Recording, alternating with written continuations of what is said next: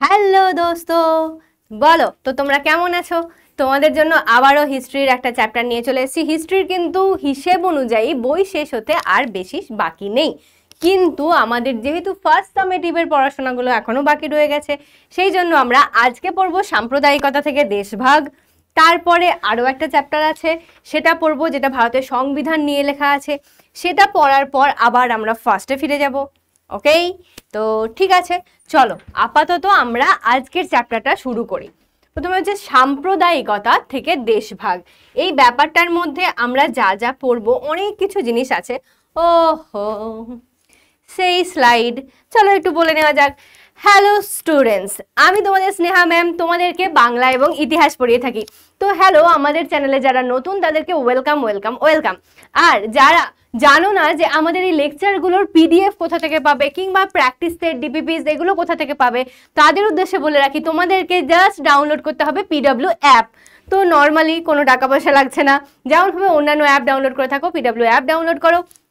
দেন সেখানে গিয়ে তোমরা তোমাদের মোবাইল নাম্বার দিয়ে সাইন ইন করো, তোমাদের একটা ওটিপি আসবে, সেখান দিয়ে সাইন ইন হয়ে যাবে। দেন তোমাদেরকে সার্চ করতে হবে ব্যাচ নেম, যেটা আমাদের নাম হচ্ছে নির্মাণ বাংলা। তারপরে তোমরা সেখানে ফ্রিতে জয়েন করে নিতে পারবে। অ্যান্ড ফ্রিতে জয়েন করে নেওয়ার পর তোমরা এখান থেকে কিন্তু নোটস, ডিপিপিস, প্র্যাকটিস সেট যা কিছু দেওয়া হচ্ছে সেগুলো পেয়ে যাবে। ওকে, তো চলো যেটা বলছিলাম, তো আজকে আমাদের চ্যাপ্টারের মধ্যে অনেক কিছু আছে, অনেক কিছু। হিন্দু মুসলিম ভাগ বাটোয়ারা কেন, কি ধারা, র্যাডক্লিফ লাইন কেন এলো, কিভাবে দেশভাগটা হলো, কেন পাঞ্জাবের মধ্যে দিয়ে অর্ধেকটা পাকিস্তানে চলে গেল, অর্ধেক আমাদের চলে এলো, অনেক অনেক তথ্য আছে। কিন্তু তার মাঝে মেনলি যেটা হচ্ছে সাম্প্রদায়িক বাটোয়ারা নীতি। সেই যে সাম্প্রদায়িকতা, অর্থাৎ আমাদের হিন্দু মুসলিম সম্প্রদায়, সেই সম্প্রদায়ের মধ্যে যে বিভাজন সেটা আমরা দেখব। আর হচ্ছে ভারত বিভাজন, অর্থাৎ যেটা বললাম যে ভারত ভেঙে দুটুকরো করা বা বিভাজনের যে নীতি, সেইটা হচ্ছে আমাদের আজকের পাঠ্যের মধ্যে থাকবে। ওকে, তো এখানে দেখো কিছু না, জাস্ট একটা ছবি, 4টে ছবির কোলাজ, সেই নিয়েই দু এক কথা বলি, তাহলে তারপর আমরা চ্যাপ্টারের দিকে এগোবো। প্রথমত, আমরা যখন সারে জাহাঁ সে আচ্ছা হিন্দুস্তা হামারা, তো যখন সমস্ত কিছুর মধ্যে সর্বশ্রেষ্ঠ হিসেবে ভারতকে আমরা দেখি, তখন কি আলাদা করে আমরা হিন্দুকে দেখি কিংবা আলাদা করে মুসলিমকে দেখি? দেখি না। একটা সময় আমরা ভাই ভাই ছিলাম, এখনো আছি, সেটা বলছি না যে নেই, কিন্তু তার মাঝখানের সময়টা কিন্তু চরম অবস্থার শিকার হয়েছিল। তখন হিন্দু মুসলিম ভ্রাতৃত্বের এই সম্পর্কটা আস্তে আস্তে যেন আলাদা হয়ে যাচ্ছিল, যেন ওদের মধ্যে আর সেই ব্যাপারটা থাকছিল না, সেই জোট, সেই একতা থাকছিল না। একে অপরের সম্প্রদায়কে খারাপ বলা, নিন্দা করা ইত্যাদির বিষয়গুলো খুব উঠে আসছিল। সেই থেকেই আমাদের এই সাম্প্রদায়িক বিভাজন নীতিটা আসলো, এবং এর ফলে বহু মানুষকে বহু অত্যাচারের শিকার হতে হলো, বহু মানুষকে ঘর ছাড়তে হলো। যখন দেশভাগ হলো, দেশভাগের ফল তো অতিরিক্ত, মানে চরম চরম দুর্দশাময় ছিল। কারণ মানুষ বুঝতেই পারলো না রাতারাতি যে আমি ভারতীয় থেকে কখন পাকিস্তানি হয়ে গেলাম, কখন আমি ওয়েস্ট বেঙ্গলের জায়গা থেকে অন্য জায়গায় পড়ে গেলাম, কিংবা হয়তো বাংলাদেশে চলে গেলাম, কোথায় কি গেলাম। ভারত বাংলাদেশ আলাদা হওয়া, ভারত পাকিস্তান আলাদা হওয়া, সমস্ত ক্ষেত্রেই মানুষের মানে জীবনযাপনে একটা চরম আঘাত, আর সেই আঘাতের গল্পই আজকে আমরা জানবো। 1857 খ্রিস্টাব্দ, 1857 মানেই মহাবিদ্রোহ, ঠিক তো? তাহলে 1857 আমরা বহুবার পড়েছি, মহাবিদ্রোহ, যেটা সিপাহী বিদ্রোহ নামেও পরিচিত। শুধুমাত্র সিপাহী নয়, সমস্ত দেশ, সমস্ত জাতি যেন সেখানে মিলেছিল। সিপাহী বিদ্রোহ বলে আখ্যা দেওয়া হলেও এখানে বহু বহু মানুষের মিলন। সেখানে হিন্দুস্তানের হিন্দু ও মুসলমানরা ব্রিটিশ শাসনের বিরুদ্ধে ঐক্যবদ্ধভাবে প্রতিরোধ করলো। তাহলে দেখো তো, 1857 যখন আমাদের, তখন হিন্দু মুসলিম এক হয়ে ব্রিটিশ শাসনের বিরুদ্ধে প্রতিরোধ করছে, প্রতিবাদ গড়ে তুলছে, প্রতিরোধ করছে, যাই বলো না কেন। হিন্দুস্তান বলতে তখন কেবল উত্তর বা মধ্য ভারতকে বোঝাতো, অথচ 1857 খ্রিস্টাব্দের বিদ্রোহের ঠিক 90 বছর পর, প্রায় 100 তার থেকে 10 কমিয়ে দাও, যে তাহলে এই যে এর থেকে যদি 10 কমিয়ে করি তাহলে কত আসছে? 1947 আসছে। ভারতের স্বাধীনতা 1947। 1947-এ হিন্দুস্তানের পাঞ্জাব প্রদেশের উপর দিয়ে চলে গেল ভারত ভাগের সীমারেখা। হঠাৎই, হঠাৎ, এমন না যে তোমাকে কোনো আলাদা করে বলে দেওয়া হয়েছে, অ্যানাউন্সমেন্ট করা হয়েছে যে এই করা হবে, তোমরা এবার থেকে আলাদা হও, তোমাদেরকে 1 সপ্তাহ টাইম দেওয়া হচ্ছে বা 1 মাস টাইম দেওয়া হচ্ছে, তোমাদেরকে এবার এখান থেকে উঠে ওই দেশে চলে যেতে হবে, মানে যে অনুযায়ী বিভাজনটা হয়েছে সেখানে কাঁটাতারের বেড়া পড়বে বা যা হোক কিছু। তাহলে তোমাকে যে একটা, সাপোজ একটা পাঞ্জাব, সেই পাঞ্জাবের উপর দিয়ে চলে গেল লাইন, তোমার বাড়ি এখানে, তোমার মামার বাড়ি এখানে, তুমি হয়ে গেলে অন্য দেশে, তোমার মামার বাড়ি হয়ে গেল অন্য দেশে। কি অবস্থা একবার ভাবো। ভাবো তুমি রাতে ঘুমোচ্ছ, সুন্দর বেশ গণেশ পুজো চলে গেল আমাদের, তো গণেশ পুজো ধরো অ্যাটেন্ড করেছো সুন্দরভাবে, বাড়ির পাড়ার মোড়েতে গণেশ পুজো হয়েছে, গণেশ পুজোয় বেশ হই হল্লা, রাতে আড্ডা গান মস্তি করে রাতে ঘুমিয়েছো। ঘুমিয়ে সকালে উঠে সকাল 9টা-10টা থেকে তুমি জানতে পারছো যে গণেশ মণ্ডপে তুমি রাত 12টা অবধি বসেছিলে, আনন্দ উপভোগ করে রাতে ঘুমোতে এসেছিলে, আজ থেকে সেই গণেশ মণ্ডপটা হয়ে গেল অন্য দেশের, তুমি আর ওই মণ্ডপে যেতে পারবে না। কি অবস্থা হবে ভাবো খালি। সেই অবস্থায় হয়েছিল। বাংলাও দেশভাগের যন্ত্রণাদীর্ণ হয়ে থাকলেও, অবশ্যই বাংলাও দেশভাগের যন্ত্রণাদীর্ণ অবস্থার মধ্যে পড়েছিল, বাংলার লোককেও কিন্তু পালিয়ে বেড়াতে হয়েছিল, এরকম একটা ব্যাপার। অথচ সুলতানি ও মুঘল আমলে হিন্দু ও মুসলমান পাশাপাশি বাস করেছে। সুলতানি আর মুঘল আমল যখন, তখন হিন্দু মুসলিম তো একসাথে থেকেছে, একই রাজসভায় হিন্দু মুসলিম সবাই আছে। কখনো মুসলমান রাজা শাসন করছে, মানে নবাব শাসন করছেন, সেখানে আমাদের হিন্দু কবিরা সেখানে কাব্য লিখছেন, কখনো উল্টোটা হচ্ছে, সেই সম্প্রীতিটা ছিল। তাহলে কি এমন হলো যে ঔপনিবেশিক শাসন দেশভাগ দিয়ে শেষ হলো? বেশ তো ঔপনিবেশিক শাসন চলছিল, কিন্তু কি এমন হলো যার কারণে দেশভাগ দিয়ে ব্যাপারটাকে শেষ করতে হলো? ঔপনিবেশিক ভারতের সাম্প্রদায়িক পরিচয়ের বিকাশ। 19 শতকের শেষ দিকেও ভারতীয় উপমহাদেশে মুসলমান সম্প্রদায় বলতে কোনো নির্দিষ্ট বিষয় বোঝাতো না। তাহলে 19 শতকের শেষ দিক, অর্থাৎ 19 শতক মানে তোমাদেরকে কি বলেছি, একটা করে কমিয়ে নেবে। তাহলে 19 শতক, এটা আমরা লিখবো যখন সাল হিসেবে দেখবো কিন্তু 1800। 19 শতক মানে 1800 থেকে 1899, ঠিক তো? তাহলে বলা হচ্ছে শেষের দিকে, তার মানে আমরা বলতে পারি যে 1850-এর পর থেকে, যাই হোক না কেন তার পরবর্তী সময় থেকে শুরু করে হতে পারে এটা 1880-90-এর দশক, সেই সময় কথা বলা হচ্ছে। ভারতীয় উপমহাদেশে মুসলমান সম্প্রদায় বলতে কোনো একটি নির্দিষ্ট বিষয় বোঝাতো না। মুসলমান সম্প্রদায় বলতে আচ্ছা ও তোমরা মুসলিম, আচ্ছা ও তোমরা হিন্দু ফিন্দু মানো না, তোমরা হিন্দু দেবতা মানো না, আচ্ছা আচ্ছা তোমরা মুসলিম, এরকম কিছু ভাবা হতো না। বরং অঞ্চলভেদে মুসলমানদের মধ্যে অর্থনৈতিক জীবনযাপনের তারতম্য ছিল। মানে বলা হচ্ছে যখন অঞ্চলটা ভেদ হয়ে যাচ্ছে, অর্থাৎ ধরো আমরা এখন কলকাতায় আছি, তো কলকাতা এলাকায় কোথাও হয়তো মুসলিম আছে, আবার ধরো মালদা কিংবা মুর্শিদাবাদ এলাকায় মুসলিম আছে, কিন্তু এই যে অঞ্চল ভেদে মুসলিমদেরও এই অর্থনীতি এবং জীবনযাপনটা চেঞ্জ হয়ে যাচ্ছে। তাদের অর্থনৈতিক, এখানকার হয়তো তাদের অর্থনৈতিক কাঠামো আলাদা, তাদের জীবনযাপন মানে রহন সহন যেটাকে বলে আর কি, রাহেন সাহেন হিন্দিতে বলে, মানে জীবনযাত্রার প্রণালী সেটা আলাদা। এবার যখন তুমি হয়তো মুর্শিদাবাদ কোনো প্রত্যন্ত গ্রামের দিকে যাচ্ছ, তখন সেখানকার আলাদা হয়ে যাচ্ছে। মানে এই ব্যাপারটাকে তুলে ধরা হতো যে হ্যাঁ একটা সম্প্রদায় আছে, সে হিন্দু মুসলিম যাই হোক না কেন, আলাদা করে ক্যাটেগরাইজ করার ব্যাপারটা তখন ছিল না। বিভিন্ন অঞ্চলে মুসলমান জনসংখ্যার হারেও সমতা ছিল না। বাংলা ও পাঞ্জাবে যেমন মোট জনসংখ্যার প্রায় অর্ধেকই ছিল মুসলিম, কিন্তু ঔপনিবেশিক সরকার মুসলমানদের যাবতীয় বৈচিত্র্য তারতম্যকে মুছে দেয়, বরং ধীরে ধীরে ভারতের সমস্ত মুসলমানকে একটি ধর্ম সম্প্রদায় বলে চিহ্নিত করতে থাকে।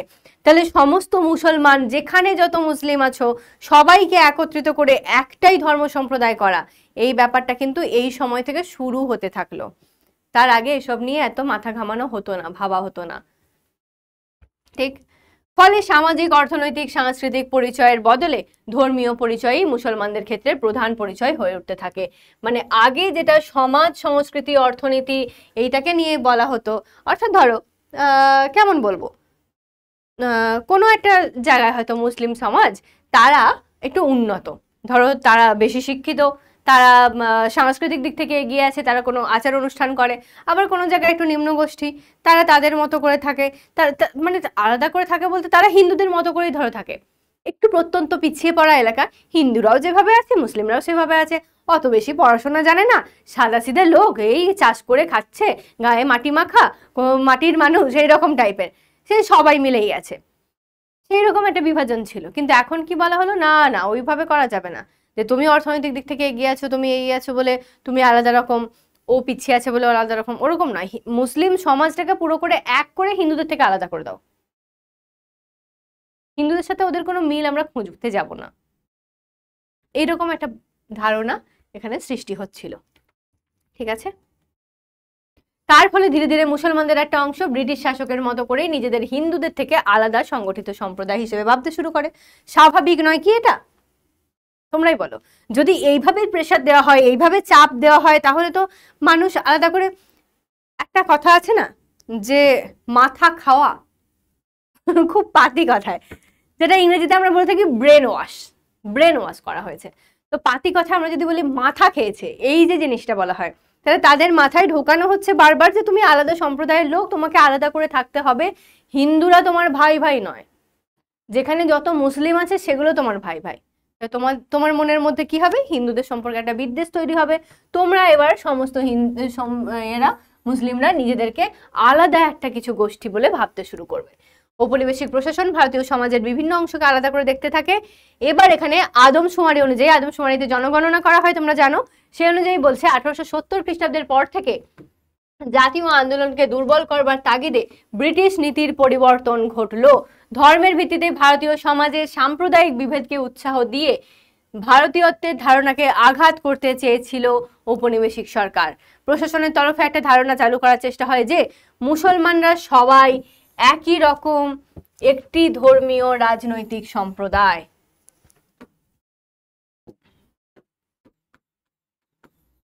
পুরো এই ধারণাটা প্রশাসনের তরফ থেকে চালু করা হচ্ছে। দেখো, মানে পুলিশ প্রশাসন যেটাকে আমরা বলে থাকি, যে রাজনৈতিকভাবে যারা অ্যাক্টিভ, সেই সমস্ত মানুষরা যারা দেশের কল্যাণ করবে, কল্যাণের জায়গায় অকল্যাণই তারা বেশি করে যাচ্ছে, যে তারা মুসলিমদেরকে হিন্দুদের থেকে আলাদা সম্প্রদায় বলে ঘোষণা করছে বা তাদের মাথায় ঢোকাচ্ছে যে তোমরা আলাদা হয়ে যাও। আপাতভাবে ব্রিটিশ প্রশাসন ভারতের একটি ধর্মনিরপেক্ষ শাসন ব্যবস্থা চালু করেছিল। সরকারি চাকরি, পড়াশোনা প্রভৃতি ক্ষেত্রে ধর্মীয় পরিচয়কে গুরুত্ব না দেওয়ার কথাই বলা হতো, যদিও কার্যত সরকার সুযোগ সুবিধা দেওয়ার ক্ষেত্রে ধর্মীয় পরিচয়কে বড় করে তুলত। ফলে হিন্দু সম্প্রদায় ও মুসলমান সম্প্রদায়ের মধ্যে সুযোগ সুবিধা ভাগাভাগির প্রশ্নে ঔপনিবেশিক প্রশাসনের তরফে বিভাজন নীতি প্রকট হয়ে ওঠে। একই জিনিস, আর আমি এটার বললাম না বারবার। বিভাজনের এই প্রক্রিয়াটি স্পষ্ট হয়ে গিয়েছিল ইংরেজি শিক্ষাকে কেন্দ্র করে। এখানে আর একটা ধাপ এলো, আচ্ছা তুমি বেশি ইংরেজি জানো, তুমি মধ্যবিত্ত তথা উচ্চবিত্ত যাই বলি না কেন, মধ্যবিত্ত হতে পারে বা একটু উচ্চবিত্ত হতে পারে, তুমি তাহলে শিক্ষিত, তুমি ইংরেজি শিক্ষা জানো, আর ও জানে না, ওরা অতটা পারে না, তাহলে ওদেরকে বাদ দিয়ে দাও, আলাদা গোষ্ঠীর লোক ওরা। 1837 খ্রিস্টাব্দে সরকারি ভাষা হিসেবে ফরাসির বদলে ইংরেজিকে স্বীকৃতি দেওয়া হয়। তাহলে কবে দেওয়া হয়, এখানে একটা প্রশ্ন আসছে, ঠিক?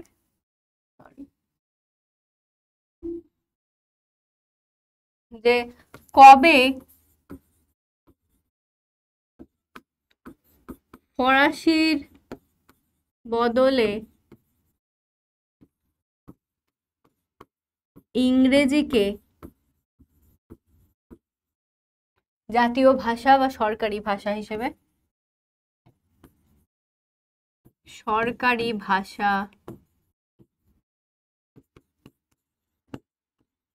হিসেবে স্বীকৃতি দেওয়া হয়। ঠিক, তাহলে এখানে আমরা একটা প্রশ্ন পেলাম। তাহলে এই প্রশ্নের মধ্যে আবার দেখো দুটো উত্তর পেয়ে যাবে। একে তো তুমি এই প্রশ্নটা মুখস্থ করলে 1837 সালটা মুখস্থ করতে পারবে বা মনে রাখতে পারবে। দ্বিতীয়ত এটাও পাবে যে কিসের বদলে ইংরেজিকে নিয়ে আসা হলো, ফরাসির বদলে ইংরেজিকে নিয়ে আসা হলো, রাইট। এবার বলা হচ্ছে যে ইংরেজি শিক্ষার হার ছিল কম, ফলে সরকারি চাকরি ও অন্যান্য সুযোগ সুবিধার ক্ষেত্রে মুসলমানরা ক্রমেই পিছিয়ে পড়তে থাকে। তাহলে ইংরেজি শিক্ষার হার এদের কাছে, মুসলমানদের কাছে অনেকটাই কম ছিল, মুসলমানরা ইংরেজি কম জানতো, সেই জন্য সরকারি চাকরি আর অন্যান্য সুযোগ সুবিধার ক্ষেত্রে তারা ক্রমশ পিছিয়ে পড়তে থাকলো, বঞ্চিত হতে থাকলো। তুলনায় সরকারি চাকরির ক্ষেত্রে হিন্দুরা এগিয়ে গেল। ফলে 19 শতকের শেষ দিকে হিন্দু আর মুসলিমদের মধ্যে একটা বিভাজন শুরু হয়, কারণ মুসলমানরা ভাবতে থাকে যে আমরা তাহলে বঞ্চিত হচ্ছি। বঞ্চিত গোবিন্দ দাস। মেন কথা হচ্ছে যে ধরো স্বাভাবিক ব্যাপার, যেমন ভাবে একটা কাস্ট বিভাজনের ব্যাপার থাকে, যেমন আমরা জানি যে আমাদের এটা সংবিধানগত। তো যখন আমরা সংবিধান পড়বো তখন তোমরা দেখবে ব্যাপারটা আরো ভালো করে বুঝতে পারবে। সংবিধানগত দিক থেকে এই যে ধরো এসসি এসটি জেনারেল এরকম করে ডিভিশন করা হয়েছে।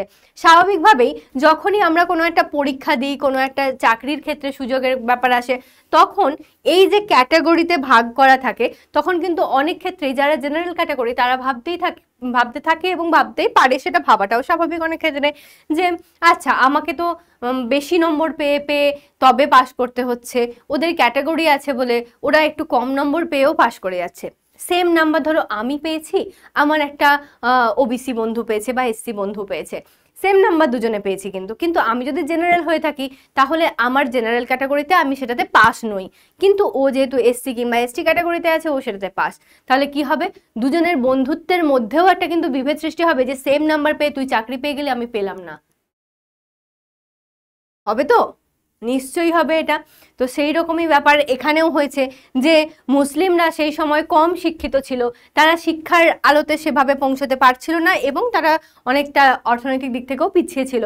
সেই জন্য যখনই হিন্দুরা বেশি বেশি করে এখানে তোমার শিক্ষিত হয়ে যাচ্ছে এবং তারা এগিয়ে যাচ্ছে চাকরির পথে, তখন মুসলিমরাও কিন্তু ভাবছে যে হিন্দুরা বেশি সুযোগ পাচ্ছে, আমাদেরকে সুযোগ দেওয়া হচ্ছে না।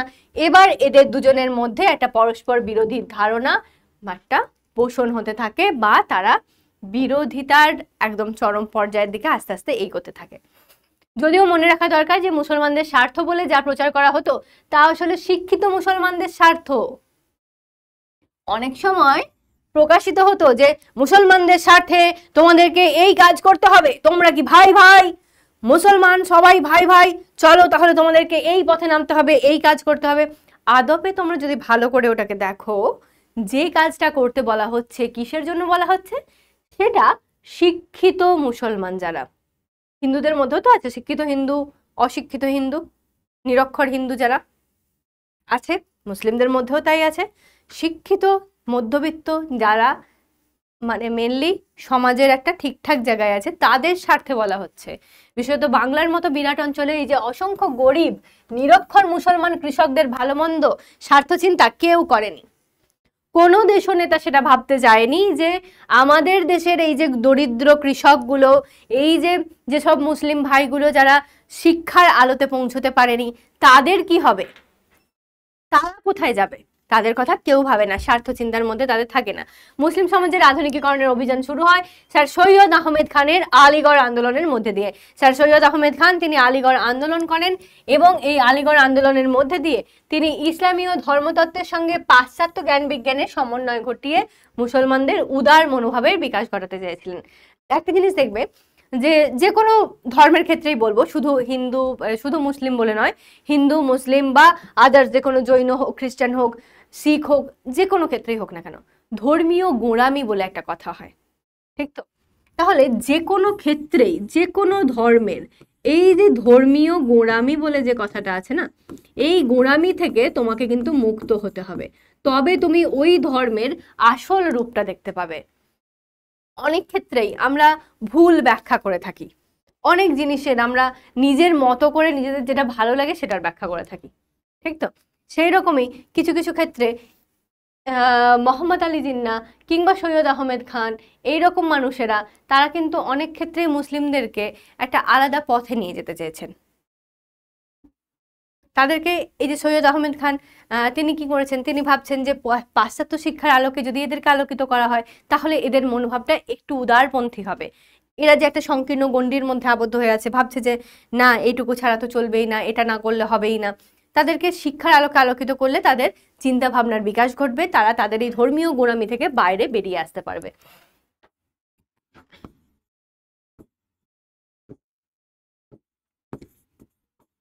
বাইরে বেরিয়ে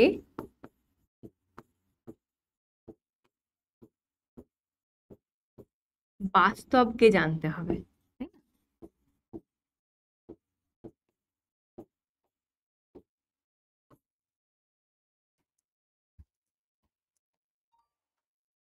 আচ্ছা, একটু আগে আমরা আদমশুমারির কথা বললাম। এই আদমশুমারি অনুযায়ী কি জানা গিয়েছিল সেটা তোমাদের টুকরো কথা আছে, সেটা সম্বন্ধে দু এক কথা জেনে নিই।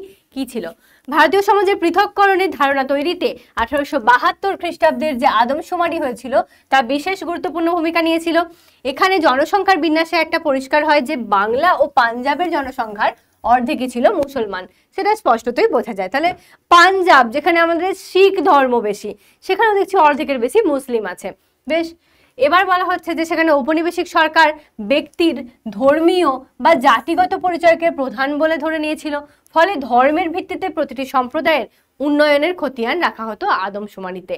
অর্থাৎ ফলে ধর্মের ভিত্তিতে মানে ধর্মের ভিত্তিতে প্রত্যেকটা সম্প্রদায় কি কি, কোথায় হিন্দু আছে, কোথায় মুসলিম আছে, কোথায় শিখ আছে, কোথায় জৈন আছে, সেই ধর্মের ভিত্তিতে তোমাদের একটা আলাদা উন্নয়ন করা। যে আচ্ছা মুসলিমরা এইভাবে পিছিয়ে আছে, তাদেরকে একটু এগোতে হবে, হিন্দুরা এতটা পিছিয়ে আছে, এদেরকে আর একটু মাঝখানে নিয়ে আসতে হবে, এইরকম ভাবে ভাবা হতো। তাই ঔপনিবেশিক ভারতীয় সম্প্রদায়গুলো ধীরে ধীরে ধর্মীয় এবং জাতিগত পরিচয়কেই প্রধান করে দেখতে থাকে। তার পরিণতিতে ভারতীয় উপমহাদেশের ধর্ম সম্প্রদায়গুলির মধ্যে সুযোগ সুবিধা পাওয়ার জন্য প্রতিযোগিতা ও সংঘর্ষ শুরু হয়। সেই সংঘর্ষের পরিণতি ঘটে ভারতীয় সমাজ ও রাজনীতিতে সাম্প্রদায়িক সমস্যার উত্থানের মধ্যে দিয়ে।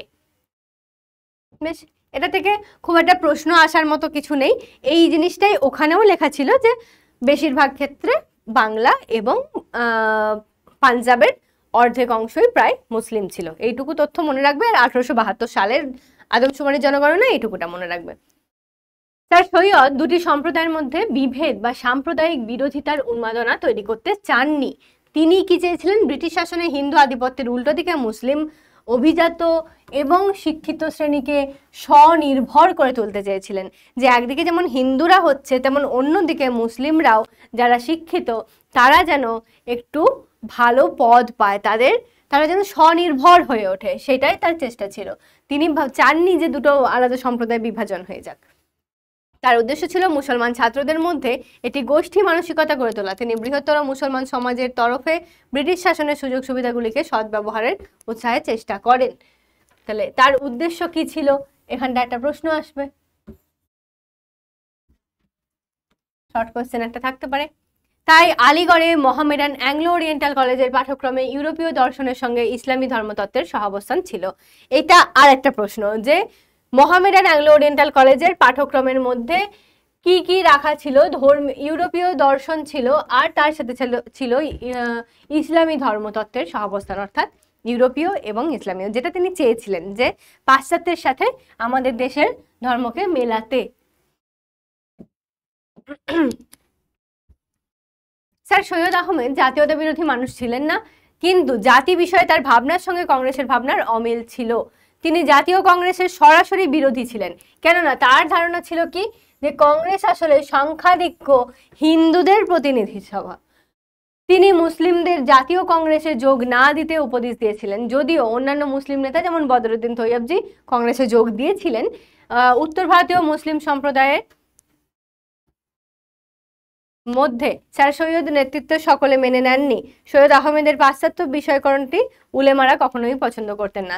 স্বাভাবিক, এই যে উলেমারা যারা, অর্থাৎ যারা ওই যে মুসলিমদের ক্ষেত্রে যে সমস্ত উলেমারা যারা ইসলামীর ধর্মীয় গোড়ামিটাকে প্রাধান্য দেন, অনেস্টলি বেশিরভাগ ক্ষেত্রেই তারা হয়তো ধর্মীয় গোঁড়ামিটাকে প্রাধান্য দিতেন।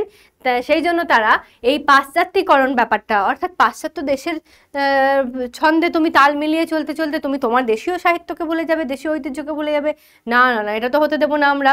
তাহলে তুমি যাই করো না কেন, ইসলামের সব কিছু প্রাধান্যকে নষ্ট হবার এই যে আশঙ্কাটা উলেমাদের মধ্যে ছিল, তারা তাদের স্বাতন্ত্র্যটা বজায় রাখার চেষ্টা করছিল। ঠিক আছে, এদের মধ্যে উল্লেখযোগ্য কে ছিলেন? জামাল উদ্দিন আল আফগানি। এরা গোঁড়া, দেখো এই যে গোঁড়া শব্দটা আছে দেখতে পাচ্ছ তো, গোঁড়া উপনিবেশ বিরোধী ব্যক্তিত্ব। এদের কথাই আমি বলছি যে যারা গোঁড়ামিটাকে পছন্দ করেন তারা কখনোই চাইবেন না যে তুমি বাইরের জগতের সাথে মিলেমিশে যাও এবং তোমার সংস্কৃতির সাথে বাহ্যিক সংস্কৃতির মিশ্রণ ঘটাও। চাইবে যে আমরা গোঁড়া, আমরা ওই পুরনো মূলটাকে ধরেই পড়ে থাকবো।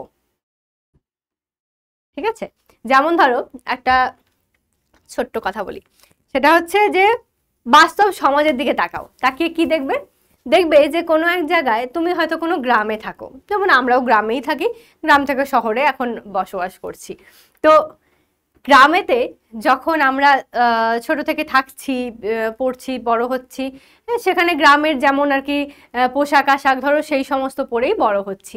আমরা জানি যে আমাদের গ্রামেতে তুমি যদি একটা জিন্স অ্যান্ড ক্রপ টপ পরে যাও, সেটা দেখতে খুব দৃষ্টিকটু লাগে, কারণ ওখানকার মানুষ ওই রকম পোশাক পরে না। ঠিক ওই পোশাকটাই তুমি শহরে এসে পরো, কেউ তাকাবেও না তোমার দিকে, কারণ সবাই ওই ধরনের পোশাক পরে। ঠিক তো, এবার ধরো তোমার ইচ্ছা হলো যে তুমি তোমার গ্রামেতেও ওই ধরনের একটা পোশাক পরবে, কিংবা অতটাও যদি না হয় তুমি কোনো টাইট ফিট ড্রেস পরবে। ছেলেদের ধরো একটু বডি শডি আছে, একটু তুমি স্লিভলেস একটা ইয়ো টাইপের গেঞ্জি টেঞ্জি পরে, একটা শর্টস পরে তুমি হয়তো যাচ্ছ একদম গোয়া ভাইবস নিয়ে। তো তোমার ওই এলাকার মানুষ কি বলবে? কি নোংরা ছেলে, কি সব জামা কাপড় পরে এখানে বেরিয়েছে, এইসব পরে কেউ বেরোয় রাস্তায়? এগুলো বাড়ির ড্রেস, এগুলো বাড়িতে পরবি, এগুলো পরে বাইরে বেরোতে হয় না। ঠিক তো, তার মানে কি তারা ওই তাদের প্রাচীনত্বটাকে ধরে রাখতে চান। তারা চান না তাদের এলাকায় অন্যরকম কোনো সংস্কৃতি আসুক। ঠিক আছে, হ্যাঁ এটাকে অন্যভাবে নিও না, কোনো খারাপ অর্থ বলছি না। হ্যাঁ অবশ্যই প্রত্যেকটা জায়গার যেমন দেশ তেমন বেশ একটা কথা আছে, এটা আমি অন্তত মান্যতা দিই। আমি বলবো যে হ্যাঁ, যেখানে যেমন সেখানে তেমন, সেই অনুযায়ী চলা উচিত। কিন্তু তাই বলে আমরা যে জায়গায় হয়তো পরিবর্তন আনলে সেটা ভালো, সেই পরিবর্তনটাও আনবো না, এমনটা তো নয়। তো সেই রকমই আর কি, এখানেও যেমন শিক্ষার ক্ষেত্রে আমাদের ইসলামী ধর্মতত্ত্বের সাথে, সাহিত্যের সাথে যদি আমরা পাশ্চাত্যটাকে একটু মিলিয়ে নিই, হয়তো আমাদের চিন্তা চেতনার ভাবনাটা একটু সুন্দর হবে। সেটা না করে আমরা যদি গোঁড়ামিটাকেই ধরে পড়ে থাকতে চাই, তাহলে তো কিছু করার নেই। তো উলেমারা সেই জন্য হচ্ছে স্যার সৈয়দের মানে বক্তব্যকে মানছিলেন না। 1898 খ্রিস্টাব্দে স্যার সৈয়দ আহমেদের মৃত্যু হয়। তার কিছুদিনের মধ্যেই মুসলমান রাজনীতির ভরকেন্দ্র রূপে আলিগড় গুরুত্ব হারাতে শুরু করে। এই সময় আলিগড়ের তরুণ প্রজন্মরা উপযুক্তভাবে সংগঠিত হয়নি। সনাতন মুসলমান সমাজকে এড়িয়ে ব্রিটিশ সরকারের মাধ্যমে নিজেদের দাবিগুলিকে সফল করে তোলার পন্থা তাদের অসার মনে হয়েছিল। বিংশ শতকের শুরুতে মোহাম্মদ আলী ও শৌকত আলীর মতো তরুণ প্রজন্মের নেতারা উলেমা দ্বারা গভীর প্রভাবিত হয়ে যাচ্ছেন। এটা একটা খুব বাজে ব্যাপার হয়েছে। কি হয়েছে? যে তরুণ প্রজন্মের নেতারাও উলেমাদের দ্বারা গভীরভাবে প্রভাবিত হয়ে যাচ্ছে, তার মানে গোঁড়ামিটা আবারও ফিরে আসার চান্স আছে, রাইট? ফলে ভারতের মুসলমান রাজনীতির মধ্যে ইসলামীকরণ প্রক্রিয়া জোরদার হয়। সামাজিক, অর্থনৈতিক, রাজনৈতিকভাবে হিন্দুদের থেকে মুসলমানরা অপেক্ষাকৃত পিছিয়ে পড়ে।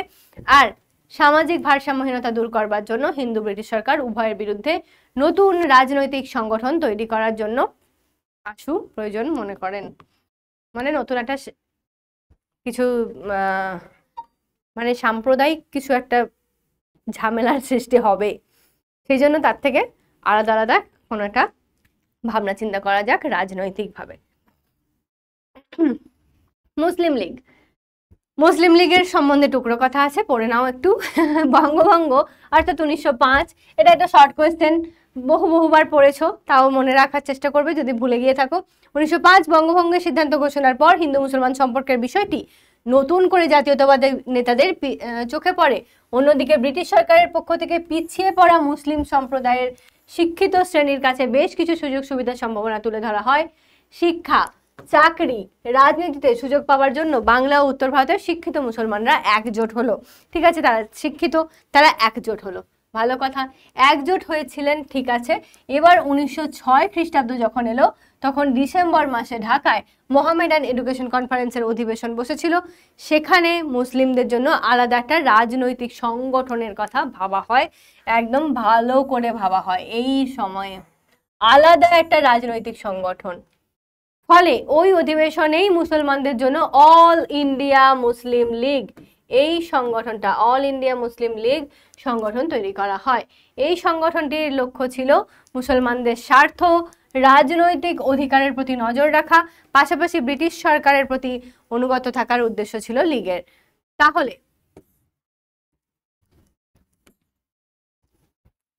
অল ইন্ডিয়া মুসলিম লীগ এর উদ্দেশ্য কি ছিল?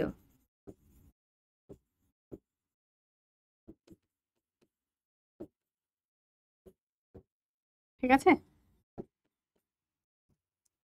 1910 খ্রিস্টাব্দ পর্যন্ত মোহামেডান এডুকেশন কনফারেন্সের সঙ্গেই সঙ্গেইটা একটা ডবল ইমাম চলে আসছে, ওকে,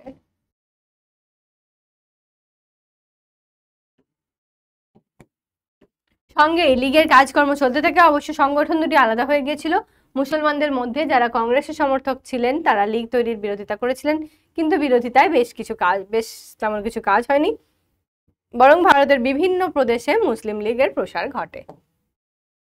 এবার মুদ্রার বিপরীত দিক থেকেও দেখা যাক, তাই তো? তাহলে মুদ্রার একটা দিক আমরা দেখলাম যে মুসলিমদের কথা, এবার দেখা যাক মুদ্রার বিপরীত দিকে, অর্থাৎ যেমন বলা হয় যে একটা কয়েনকে তুমি যদি ছোড়ো তাহলে হেড না টেল ঘুরতে ঘুরতে এসে তো কোনো একটা দিক পড়ে, তাহলে তুমি যখন কয়েনটা তুললে প্রথমে দেখলে হেড পড়েছে, তো হেডের দিকটা তুমি ভালো করে দেখে নিলে, এবার টেলটাও তো দেখো, অর্থাৎ বিপরীত দিকটাও আমাদেরকে দেখতে হবে। তো মুদ্রার বিপরীত দিক মানে হচ্ছে হিন্দু সম্প্রদায়, ঠিক। এবার এদের মধ্যে পরস্পর এই যে হিন্দু মুসলিম ধারণাটা আস্তে আস্তে একদম ভালো করে মাথা চাড়া দিয়ে উঠছিল, তার পিছনে কিন্তু অনেক বড় হাত ছিল মধ্যবিত্ত শিক্ষিত হিন্দুদের। ইয়েস, যারা শিক্ষিত মধ্যবিত্ত হিন্দু, কোথায় আছে, যেমন দেখো বলা হচ্ছে বাংলায় হিন্দু ভদ্রলোক সম্প্রদায় যারা, তাদের মধ্যে এই যে হিন্দু শিক্ষিত মধ্যবিত্ত যারা, তাদের সম্পর্কে অনেক সময় এরা মুসলিমদের নিয়ে নেতিবাচক বা তাচ্ছিল্যবাচক মনোভাব প্রকাশ করত। ঠিক আছে, কি মনে করত?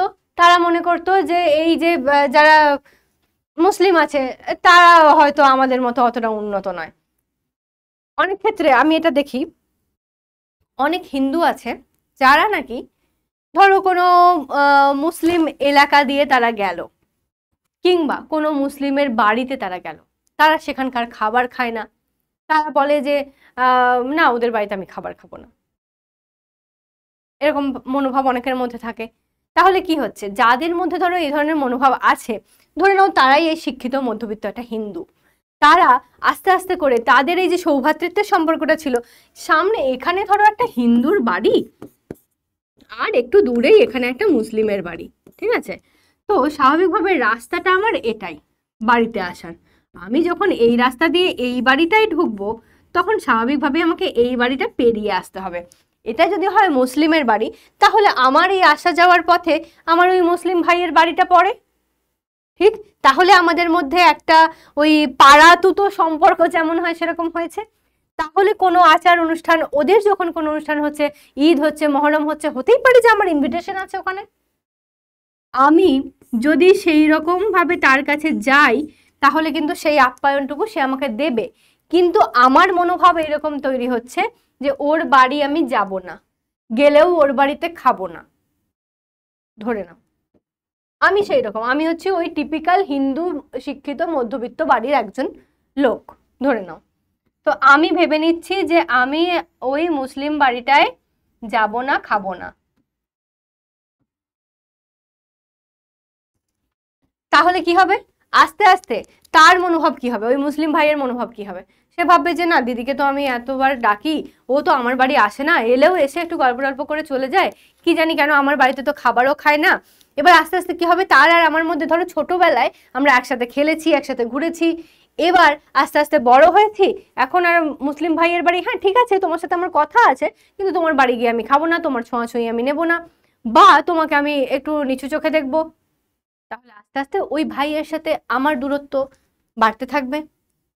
ও আস্তে আস্তে ভাববে যে দিদি আর আমাকে পাত্তা দেয় না, দিদির থেকে আমার দূরে থাকাই ভালো।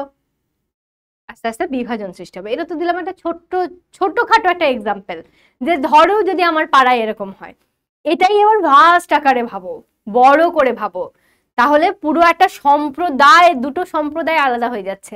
কোথায় শিক্ষিত মধ্যবিত্ত হিন্দু, আর কোথায় হচ্ছে একটা মধ্যবিত্ত মুসলিম। তো এই যে এটা আলাদা হয়ে যাচ্ছে, অনেক ক্ষেত্রে কি বলা হচ্ছে, এমনও হতো যে হিন্দু ভদ্রলোকরা তারা কি করতো, যখন মুসলিমদের কোনো একটা লেখা বা ঐতিহাসিক কোনো কিছু বেরোতো, সেখানে মুসলিমদের লেখাগুলোকে অতটা পাত্তা দিত না, ওরা না জেনে লিখেছে এরকম টাইপের একটা ব্যাপার, খুব একটা পাত্তা দেওয়া হতো না। তাহলে এইরকম ভাবে যখনই তাদেরকে মানে হেয় করা হচ্ছে, পাত্তা দেওয়া হচ্ছে না, তখন আস্তে আস্তে কি হচ্ছে, নিজেদের মধ্যে একটা বিভাজন সৃষ্টি হচ্ছে, সামাজিক একটা বিভাজন সৃষ্টি হচ্ছে, আরো প্রকট হয়ে উঠছে এটা। ফলে স্বদেশী আন্দোলনকে ঘিরেও বাংলা হিন্দু মুসলমান সমস্যা ঘোরতর হয়ে ওঠে। বঙ্গভঙ্গ বিরোধী নেতারা বলতে থাকেন হিন্দুদের তুলনায় মুসলমানদের বেশি সুবিধা দেওয়া হচ্ছে। আবার হ্যাঁ, যখন বঙ্গভঙ্গ বিরোধী আন্দোলন হলো, তখন নেতারা কি বলছে যে ও তোমরা হিন্দুদের থেকে মুসলিমদেরকে বেশি সুযোগ সুবিধা দিচ্ছ। ফলে বাঙালি পরিচয়ের মধ্যে হিন্দু আর মুসলমান পরিচয়টা বড় হয়ে উঠতে থাকে। আগে কি ছিল, আমরা বাঙালি, আমরা বাঙালি, হতে পারো তুমি হিন্দু, হতে পারো তুমি মুসলিম। এখন কি হয়ে উঠছে, বঙ্গভঙ্গ বিরোধী আন্দোলন করছে, যে বাংলাকে ভাগ করা যাবে না বাবা, সেখানে এসে বলছো ও তোমরা মুসলিমদেরকে বেশি প্রায়োরিটি দিচ্ছ, ওদেরকে বেশি প্রায়োরিটি দেওয়া যাবে না, তো আমাদের দিকেও একটু ঘুরে তাকাও। কেন ভাই, প্রায়োরিটি দেওয়ার কি আছে, দুটোই তো একই, সেই তো বাঙালি তোমরা। সেটা না ভেবে তখন থেকেই আলাদা আলাদা হয়ে যাচ্ছে। বাংলার গরিব কৃষকদের বিদেশি কাপড় বয়কট করার জন্য তাদের মুসলমানদের একটা বড় পরিচয় হয়ে উঠতে থাকে। তার উপর হ্যাঁ, বাংলার গরিব কৃষকদের বিদেশি কাপড় বয়কট করার জন্য জোর করা হয়। বঙ্গভঙ্গ বিরোধী আন্দোলনে এই সময় হিন্দু মুসলমানের পারস্পরিক বিরোধী আন্দোলনে যেন পরিণত হতে থাকে। জাতীয় কংগ্রেস প্রাথমিক পর্বে স্থির করেছিল যে তারা এমন কোনো প্রস্তাব নেবে না যা মুসলমান স্বার্থ বিরোধী হবে। জাতীয় কংগ্রেস আগেই ভেবে নিয়েছে যে মুসলমান স্বার্থের বিরোধী হবে, এরকম কোনো কিছু আমরা নেব না, ভালো কথা।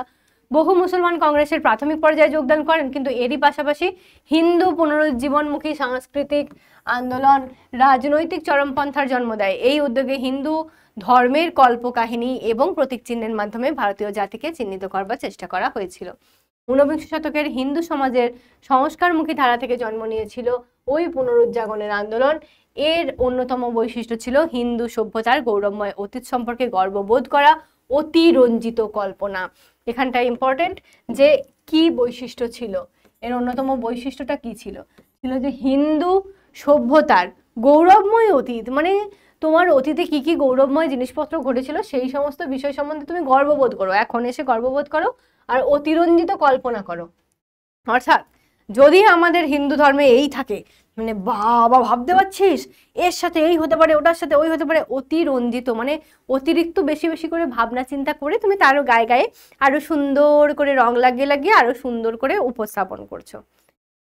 তিল থেকে তাল একটা কথা আছে না, তুমি জানো তিলটুকু, সেটাকে তাল করে সুন্দর করে উপস্থাপন করছো, কারণ আমাকে আমার ধর্মটাকে শ্রেষ্ঠ বলতে হবে। ওকে,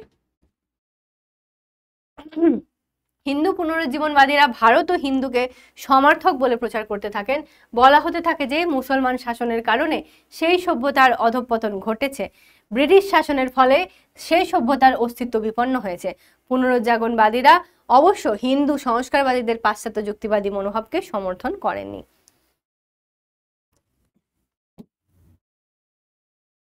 ফলে তাদের কাছে ইংরেজ শাসন ও উদারপন্থী সংস্কারকরা জাতীয়তাবাদী হিন্দু রাষ্ট্র গঠনের পথে বাধা হয়ে দাঁড়িয়েছিল। হিন্দু জাতীয়তাবাদ এখানটা দাগ দেবে, প্রধানত উঁচু জাতির সংস্কারকদের ব্রাহ্মণ্য মতানুসারে ছিল।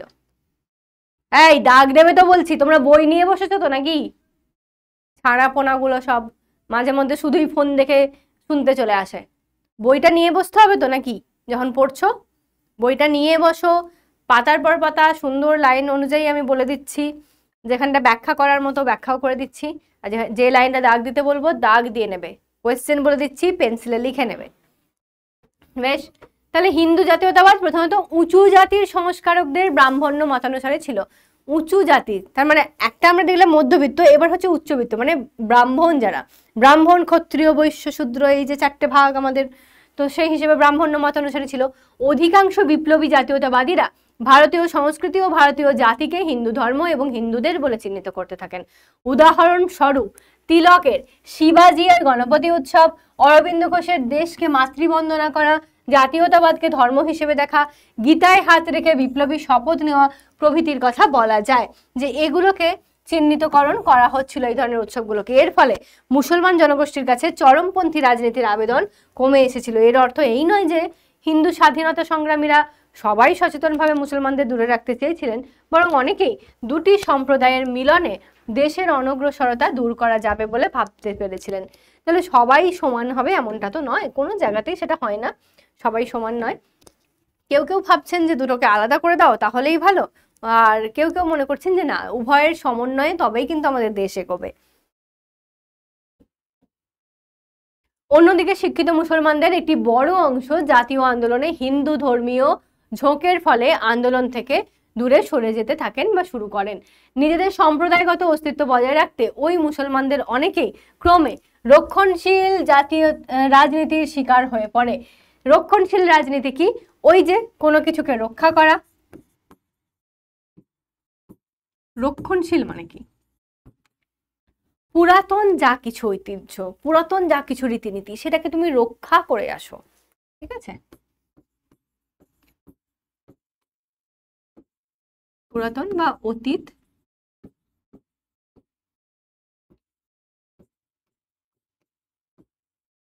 ঐতিহ্য,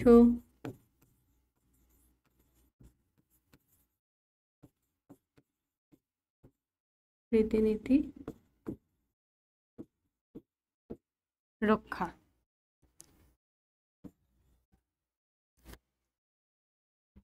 তার ফলে উচ্চাকাঙ্ক্ষী রাজনৈতিক নেতৃত্ব ও উলেমার ঘনিষ্ঠ সহযোগিতায় মুসলমানদের নতুন সংগঠন তৈরি হয়। স্বাভাবিক, উলেমাগুলো কি ছিল? উলেমা, উলেমা, উলেমা কুলেমা, উলেমা, এই যে উলেমা যারা, তারা কি করছিল? তারা কিন্তু বেশিরভাগই রক্ষণশীল ছিল। তাদের মধ্যে কি ছিল বলেছি, আগে পড়ালাম, গোঁড়ামি, ধর্মীয় গোঁড়ামির ব্যাপারটা তারা বেশি করে মানে মানতো, সেটা তোমাদের বইয়ে লেখাও আছে, ঠিক আছে? ওই পেজটা যখনই দেখবে দেখবে ওই গোঁড়া ব্যাপারটা লেখা আছে, গোঁড়া রক্ষণশীল, এইটা যখনই দেখবে তার মানে তারা প্রাচীনপন্থী, তারা উলেমারা এই জাতীয় লোক, রক্ষণশীল লোক। তাহলে স্বাভাবিকভাবেই যখন এই রাজনীতিটা রক্ষণশীল হয়ে উঠছে, রাজনৈতিক বিষয়বস্তুটা যখনই পুরো সম্প্রদায়টাকে নিয়ে রক্ষণশীলতার দিকে যাচ্ছে, তাহলে এখানে সব থেকে বড় ফায়দা কার? উলেমাদের। উলেমারাও এখানে তাহলে তাদের এই যে ঘনিষ্ঠ সহযোগিতা, তাদের নেতৃত্ব, উচ্চাকাঙ্ক্ষী রাজনৈতিক নেতৃত্ব যারা একটু বেশি বেশি আর কি ভাবে, তাদের, এদেরকে নিয়ে একটা সংগঠন তৈরি হলো। পাশাপাশি দ্বিজাতি তত্ত্বের ধারণা, দ্বিজাতি মানে হচ্ছে দুটো জাতি, দ্বিজাতি মানে কি? দুই জাতি, তাই তো? দ্বি মানে দুই, দুই জাতি, আর দুই জাতি কি? হিন্দু আর মুসলিম।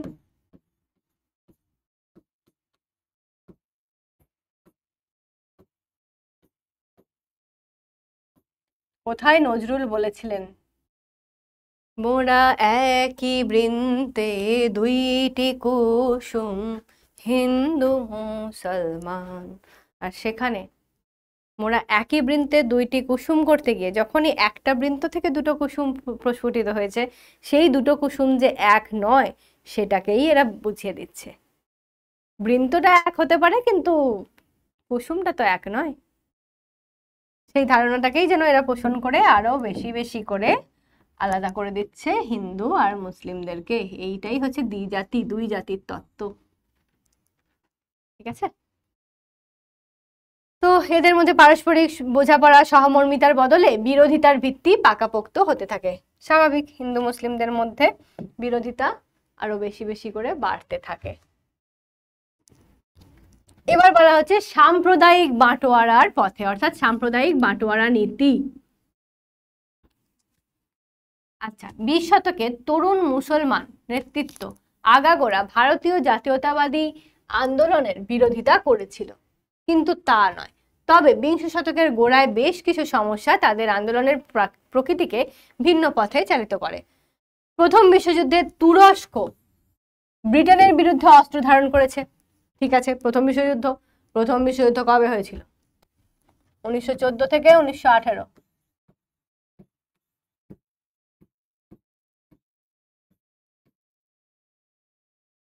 ভারতীয় মুসলমানরা বিশ্বযুদ্ধে ব্রিটিশ সরকারকে সমর্থন জানালেও তুরস্কের বিষয়টিকে ঘিরে অস্বস্তিকর অবস্থা তৈরি হয়। তুরস্কের সুলতানকে খলিফা বা মুসলিম জগতের ধর্মগুরু মনে করা হতো। প্রথম বিশ্বযুদ্ধের শেষে তুরস্কের পরাজয়ের ফলে সুলতানের ক্ষমতা কমে যায়। তুর্কি অটোমান সাম্রাজ্যের অনেকটাই ব্রিটিশরা দখল করে নেয়। এবার দেখো, যখন প্রথম বিশ্বযুদ্ধ হচ্ছে তাহলে তুরস্ক একদিকে আছে, ব্রিটিশরা অন্যদিকে আছে। এবার বলা হচ্ছে আমাদের দেশের লোকেরা বা আদার্স মুসলমানরা কার দলে যাবে? মুসলমানরা যাচ্ছে তখন ব্রিটিশের দলে, কারণ তারা চাইছিল যে ব্রিটিশদেরকে না রাগাতে। ব্রিটিশ শাসন আমাদের দেশে চলছে এবং ব্রিটিশদেরকে যদি আমরা খচিয়ে দিই, যদি রাগিয়ে দিই, হতে পারে আমাদের দেশকে তছনছ করে দেবে। সেই আশঙ্কা নিয়ে, সেই ভয় নিয়ে তারা ব্রিটিশদেরকে তোষণ করছে। কিন্তু অপোজিট দিকে দেখা যাচ্ছে তুরস্ক কি? তুরস্ক তো বেশিরভাগটাই মুসলিম দেশ। তাহলে সেখানের যে মুসলিম ধর্মগুরু বা খলিফা, তার অবস্থা খারাপ হয়ে যাচ্ছে। তুরস্ক শেষে সারেন্ডার করছে, বা বলতে পারো যে মানে শেষ হয়ে যাচ্ছে, তার পতন ঘটছে। তাহলে এই যে তুর্কি অটোমান সাম্রাজ্য ব্রিটিশরা দখল করে নিচ্ছে, সেখানে অ্যাটলিস্ট যে মুসলিমরা মুসলিম পক্ষই নিয়েছে সেরকমটা হচ্ছে না। এই ঘটনায় ভারতীয় মুসলমানরা ভীষণভাবে অসন্তুষ্ট হন, কারণ তারা ভাবতে পারেনি যে এরকম হবে। তারা ব্রিটিশ নীতির তীব্র বিরোধিতা করেন। এই সময় মুসলমানদের পবিত্র স্থানগুলি খলিফাকে ফেরত দেওয়ার দাবি জানানো হয়। যে ঠিক আছে, যে তুরস্ক তুমি ওকে হারিয়েছো, ভালো কথা, কিন্তু তাই বলে তুমি এইভাবে মুসলিমদের সমস্ত কিছুকে নষ্ট করে দেওয়া, সব খারাপ কিছু করা, এটা করতে পারো না। তাই পবিত্র স্থান যেগুলো আমাদের আছে সেগুলো তুমি খলিফাকে ফিরিয়ে দাও। এই দাবি ক্রমশ ভারতের ব্রিটিশ বিরোধী আন্দোলনের স্বরূপ নেয়। এই যে এখান থেকে যে দাবিটা ফার্স্ট শুরু হলো, সেটাই ভারতবর্ষেতেও একটা ভালো ছাপ ফেললো, যে ব্রিটিশ বিরোধী আন্দোলনের স্বরূপ রূপে। 1918 খ্রিস্টাব্দের ডিসেম্বরে মুসলিম লীগ ও কংগ্রেসের নেতারা দিল্লিতে এক বৈঠকে মিলিত হন। খলিফা সংক্রান্ত মুসলিম লীগের দাবিকে জোরদার করার ডাক দেওয়া হয়। ইতোমধ্যে গান্ধীজি, কংগ্রেসের এবং মোহাম্মদ আলী জিন্নাহ, ওয়াজিব হাসান প্রমুখরা লীগের নেতৃত্বে আসেন। হিন্দু মুসলমান ঐক্যে বিশ্বাসী গান্ধী মুসলিম নেতাদের সঙ্গে সুসম্পর্ক গড়ে তোলেন। তাহলে হিন্দু মুসলিম ঐক্যের ক্ষেত্রে এই সমস্ত মানুষরা কিন্তু সুসম্পর্ক গড়ে তুলছেন। 1919 খ্রিস্টাব্দ থেকে গান্ধী খিলাফত আন্দোলনের সমর্থনে সোচ্চার হয়ে ওঠেন। ওই বছরেই মন্টেগু চেমসফোর্ড সংস্কার বিধিতে হিন্দু ও মুসলমানের সমানুপাতিক প্রতিনিধিত্বের বিষয়টিকে অগ্রাহ্য করলে সাংবিধানিক রাজনীতিতে নেতাদের বিশ্বাস টলে যায়। তাহলে এই সময় 1919-এ তাহলে খিলাফত আন্দোলন, এটা প্রশ্ন।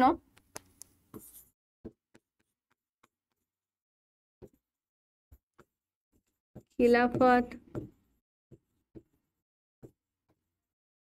আন্দোলন কবে হয়?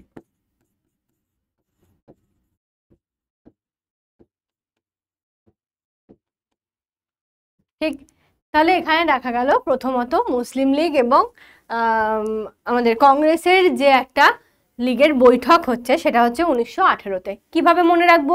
আমরা জানি যে প্রথম বিশ্বযুদ্ধ থেকে এই ঝামেলাটা শুরু হলো। প্রথম বিশ্বযুদ্ধ 1914 থেকে 1918-তে গিয়ে শেষ হয়েছে। তাহলে 1918 অবধি যেহেতু লাস্ট, পুরো আমরা ধরে নেব যে এই লাস্টেই একদম গিয়ে এদের বৈঠকটা হচ্ছে, এবং তার পরের বছরেই হচ্ছে খিলাফত আন্দোলন। তাহলে খিলাফত আন্দোলন 1919 আমরা মনে রেখেছি, ঠিক তো? তাহলে এবার আমাদের এই মুসলিম লীগ এবং কংগ্রেসের যে অধিবেশনটা, সেটা হচ্ছে 1918-র একদম ডিসেম্বর মাসেতে, একেবারে শেষেতে। ঠিক, এবার তারা সম্মিলিতভাবে তারা চাইছে যে সবাই একসাথে থাকুক, হিন্দু মুসলিম এক হয়ে যাক। সেখানে যেমন মোহাম্মদ আলী জিন্নাহ আছেন, তেমন গান্ধীজি আছেন, সরি নেতাজি বলতে যাচ্ছিলাম, যাই হোক গান্ধীজি আছেন, তো আর ওয়াজিব হাসান আছেন। তো এরা সবাই মিলে চাইছেন যে হিন্দু মুসলিম একতাটা থাক, সেই জন্যই তারা খিলাফত আন্দোলনের মতো আন্দোলনে পরবর্তীকালেতে যোগদান করছেন 1919-এ। 1919-এই হচ্ছে মন্টেগু চেমসফোর্ড শাসন সংস্কার, ঠিক আছে।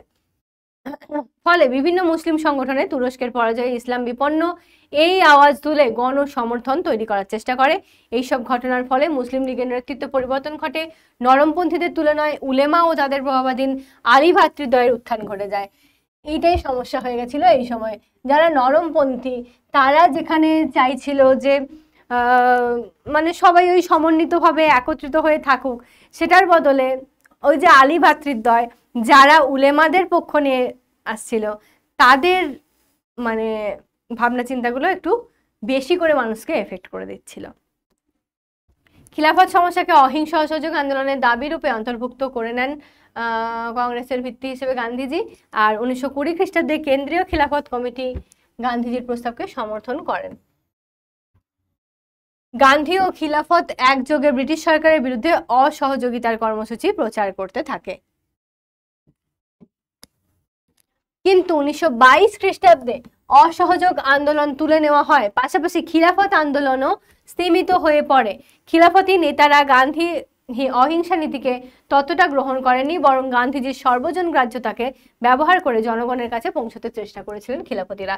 উলেমাদের উপস্থিতি, ধর্মীয় প্রতীকের ব্যবহার ইসলামীয় আন্দোলনে ধর্মীয় ভাবাবেগ জাগিয়ে তোলে।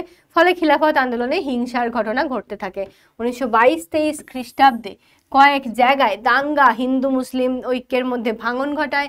1924 খ্রিস্টাব্দে তুরস্কের খলিফা পদের অবসান ঘটে। কোয়েশ্চেন, তার ফলে খিলাফত আন্দোলনের গতি হারিয়ে ফেলে, কিন্তু ধর্মীয় ভাবাবেগের সৃষ্টি হয়েছিল, তার পরবর্তীকালে মুসলিম লীগের কর্মসূচিতে ছাপ ফেলেছিল। পাশাপাশি সমানভাবে বাড়তে থাকে উগ্র হিন্দু পুনরুজ্জীবনবাদী আন্দোলন। তাহলে একদিকে তো আমরা দেখলাম যে মুসলিমদের মধ্যে প্রথমত ফার্স্ট যেটা দেখলাম, দেখো এই অবধি কতটুকু দেখলাম, প্রথমে দেখলাম যে মুসলিমরা আস্তে আস্তে বিভাজিত হয়ে যাচ্ছে, হিন্দুদের থেকে আলাদা হচ্ছে। এবার এখানে এসে দেখলাম যে কিছু কিছু নেতারা চাইছে তারা এক হয়ে থাকুক, কিছুজন চাইছে এক হয়ে না থাকুক। তো সবাই সমান নয়, তাই জন্য যেমন গান্ধীজি কিংবা জিন্নাহ চাইছেন এক থাকুক, তেমন অপোজিট দিকে আলী ভ্রাতৃদ্বয় চাইছে যে রক্ষণশীলতা তথা গোঁড়ামিকে প্রাধান্য দিয়ে শুধুমাত্র মুসলিম সমাজ মুসলিম ঐতিহ্যকে সঙ্গে নিয়েই বেঁচে থাকুক। তাদের কোনো প্রয়োজন নেই বাইরে বেরোনোর, কোনো প্রয়োজন নেই বাহ্যিক সংস্কৃতির মিশ্রণ ঘটানোর, কোনো প্রয়োজন নেই পাশ্চাত্য শিক্ষার প্রসার ঘটানোর। তারা তাদের সংস্কৃতি নিয়ে খুশি থাকতে চাইছে। মানুষের মধ্যে ওদের প্রভাবটা এতই বেশি করে পড়ছে যে মানুষ এই নরমপন্থী দলের ব্যাপারগুলোকে না ভেবে তারা কিন্তু আলী ভ্রাতৃদ্বয়কে বেশি করে জোর দিচ্ছে, এবং আস্তে আস্তে সেই মুসলিম সমাজ একটা সংকীর্ণ গণ্ডির মধ্যে বদ্ধ হয়ে থেকে যাচ্ছে। অনেক মুসলিম নেতারা চেষ্টা করছেন সেখান থেকে মানুষকে বের করে আনার, কিন্তু সেটা পারা যাচ্ছে না। মানুষের ব্রেন যখন যেভাবে কাজ করে, জাইসি জিসকি সোচ, যার যেমন সোচ অর্থাৎ চিন্তা, সে সেইভাবে সেই দিকেই প্রবাহিত হবে, স্বাভাবিক বিষয়। তো এই তো গেল ব্যাপারগুলো। এবার আসছি উগ্র হিন্দু পুনরুজ্জীবনবাদী আন্দোলন। উগ্র মানে কি? ফার্স্ট অফ অল, হিন্দু পুনরুজ্জীবনবাদী না হয় বুঝলাম, পুনরুজ্জীবন মানে পুনরায় উজ্জীবিত হওয়া, ঠিক তো? পুনরায়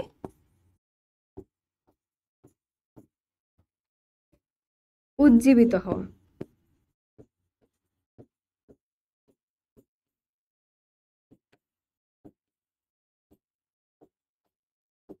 সে তো ভালো কথা ম্যাম, পুনরায় উজ্জীবিত হলো, কিন্তু হিন্দুরা তার মানে কোথাও না কোথাও দমিত হয়ে যাচ্ছিল, তারা পুনরায় জেগে উঠেছে। বেশ, তার সাথে অ্যাড হলো কি কথা? উগ্র।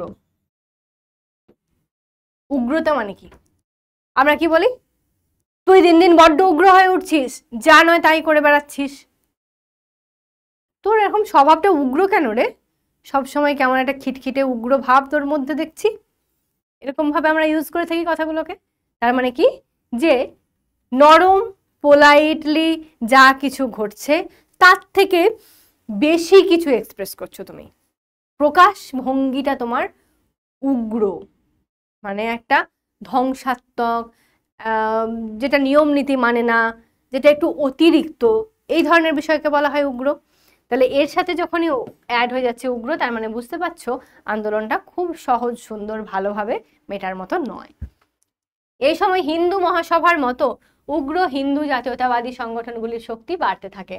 কংগ্রেসের সঙ্গে এই সংগঠনগুলির ঘনিষ্ঠ সম্পর্ক তৈরি হয়। মদন মোহন মালব্য প্রমুখ নেতাদের গোঁড়া হিন্দুত্ববাদী কার্যকলাপ কংগ্রেসের প্রাধান্য লাভ করায় মুসলমান সম্প্রদায় ক্রমশ কংগ্রেস থেকে আরো দূরে সরতে থাকে। তাহলে মদন মোহন মালব্যর মতো কিছু কিছু মানুষ ছিলেন যারা গোঁড়ামির মধ্যে হিন্দুত্বটাকে বেশি করে দেখছিলেন, ওই হিন্দুত্বের গোঁড়ামিটা। যেমন আগে আমরা উলেমাদের মুসলিম গোঁড়ামি দেখলাম, এবার এখানে এসে দেখবো হিন্দুদের গোঁড়ামি। মদন মোহন মালব্য এবার হিন্দু গোঁড়ামির কথা বলছেন, তখন স্বাভাবিকভাবেই মুসলিমরা একটুখানি কোণঠাসা হয়ে পড়ে, তারা আস্তে আস্তে সেখান থেকে সরতে থাকে। উগ্র হিন্দু নেতাদের চাপে মতিলাল নেহেরুর মতো স্বরাজ্যপন্থী নেতারা হিন্দু মুসলমান ঐক্যের উদ্যোগ নিতে ব্যর্থ হন। তাহলে মতিলাল নেহেরু এখানে চাইছিলেন এসে যে হিন্দু মুসলিম ঐক্যের হাত ধরে তিনি এগোবেন, কিন্তু সেটা তার কার্যকরী হলো না, ব্যর্থ হয়ে গেল। মোহাম্মদ আলী জিন্নাও স্বরাজ্যপন্থীদের সঙ্গে বোঝাপড়ায় উৎসাহী ছিলেন, কিন্তু 1926 খ্রিস্টাব্দে বাংলা ও পাঞ্জাবের কংগ্রেসের মধ্যে কোনো মুসলমান প্রার্থী ছিল না। ফলে শওকত আলীর মতো সম্প্রীতিবাদী নেতাও কংগ্রেসের মধ্যে উগ্র হিন্দু মতামতের বারবারান্তে হতাশ হয়ে পড়েন। তাহলে শওকত আলী এদের মতো মানুষ, যেমন এখানে শওকত আলীর কথা পেলাম, ওখানে মতিলাল নেহেরুর কথা পেলাম, এরা কি করছেন, এরা চাইছেন যে কংগ্রেসের মধ্যেও হিন্দু মুসলিম এই ঐক্যটা থাকুক, সবসময় একদম দৃঢ়বদ্ধ থাকুক, কিন্তু কিছু কিছু মানুষদের জন্য সেটা হচ্ছে না, কারণ বাংলা এবং পাঞ্জাব দু জায়গাতেই কি বলা হয়েছে, অর্ধেক লোক মুসলিম, অথচ এখানে মুসলিমের কোনো প্রার্থীই নেই। তাহলে কি করে হবে, कैसे कैसे चलेगा বাবু? যদি সবাই মুসলিম প্রার্থী যদি এখানে নাই থাকে, তাহলে স্বাভাবিকভাবেই মুসলিমদের মধ্যে কিন্তু একটা মানে দূরত্ব সৃষ্টি হয়ে যাচ্ছে, যে আরে কংগ্রেসের মধ্যে তো মুসলিম নেতারাই নেই, তাহলে কি কংগ্রেসে যোগ দেবো আমরা, মুসলিমরা পালিয়ে যাচ্ছে। আর এখানে যারা হিন্দু তারাও যা হা হা, এই তো আমাদের হিন্দুদের একদম সমস্ত দল হিন্দু, কোনো মুসলিম ভাইটাই ওসব নেই, আমরা এবার রাজা, আমরা সবাই রাজা, আমাদের এই রাজার রাজত্বে, নিজেদেরকে আরো বেশি করে উগ্র ভাব তাদের মধ্যে জাগ্রত হচ্ছিল। দেখবে পাওয়ার দিতে গেলে মানুষের মধ্যে এই জিনিসটা হয়, তোমার মধ্যে যদি একটুখানি পাওয়ার একটু বেশি করে দিয়ে দেওয়া হয়, তুমি ধরো গণপতির কাছে প্রার্থনা করলে, হে গনু বাবা আমাকে একটু পাওয়ার দিয়ে দাও, আমার শক্তি বড্ড কম, একটু আমাকে কিছু একটা এক্সট্রা পাওয়ার দাও যার কারণে আমি ভালো নম্বর পেতে পারবো কিংবা কিছু একটা করতে পারবো, বা হয়তো স্কুলেতে আমাকে আমার বন্ধুগুলো খুব টর্চার করে, আমার মধ্যে যেন একটু পাওয়ার চলে আসে, আমি যেন তাদেরকে ঢিসুম ঢাসুম মারতে পারি। এরকম যদি পাওয়ার তোমার মধ্যে আসে, তুমি কি করবে, পরের দিন থেকে যেখানে মেয়ে এরকম করে স্কুল যেতে, বাকি সবাই তোমাকে বলতো কিরে কিরে ছোটু, এখন তুমি সাথী ঝগড়া করে যাবে, আয় কে আসবি, আয় দেবো না এমন ঘুষি মেরে উড়িয়ে, তোমার মধ্যে ওই উগ্র ভাবটা আসবে কি আসবে না? কারণ তুমি জানো তোমার মধ্যে একটা এক্সট্রা পাওয়ার আছে, তুমি চাইলে ওকে মেরে ফাটিয়ে দিতে পারো, ও আর তোমাকে তোমার পিছনে আসতে পারবে না, তোমাকে উল্টো পাল্টা কথা বলতে পারবে না, ঠিক তো?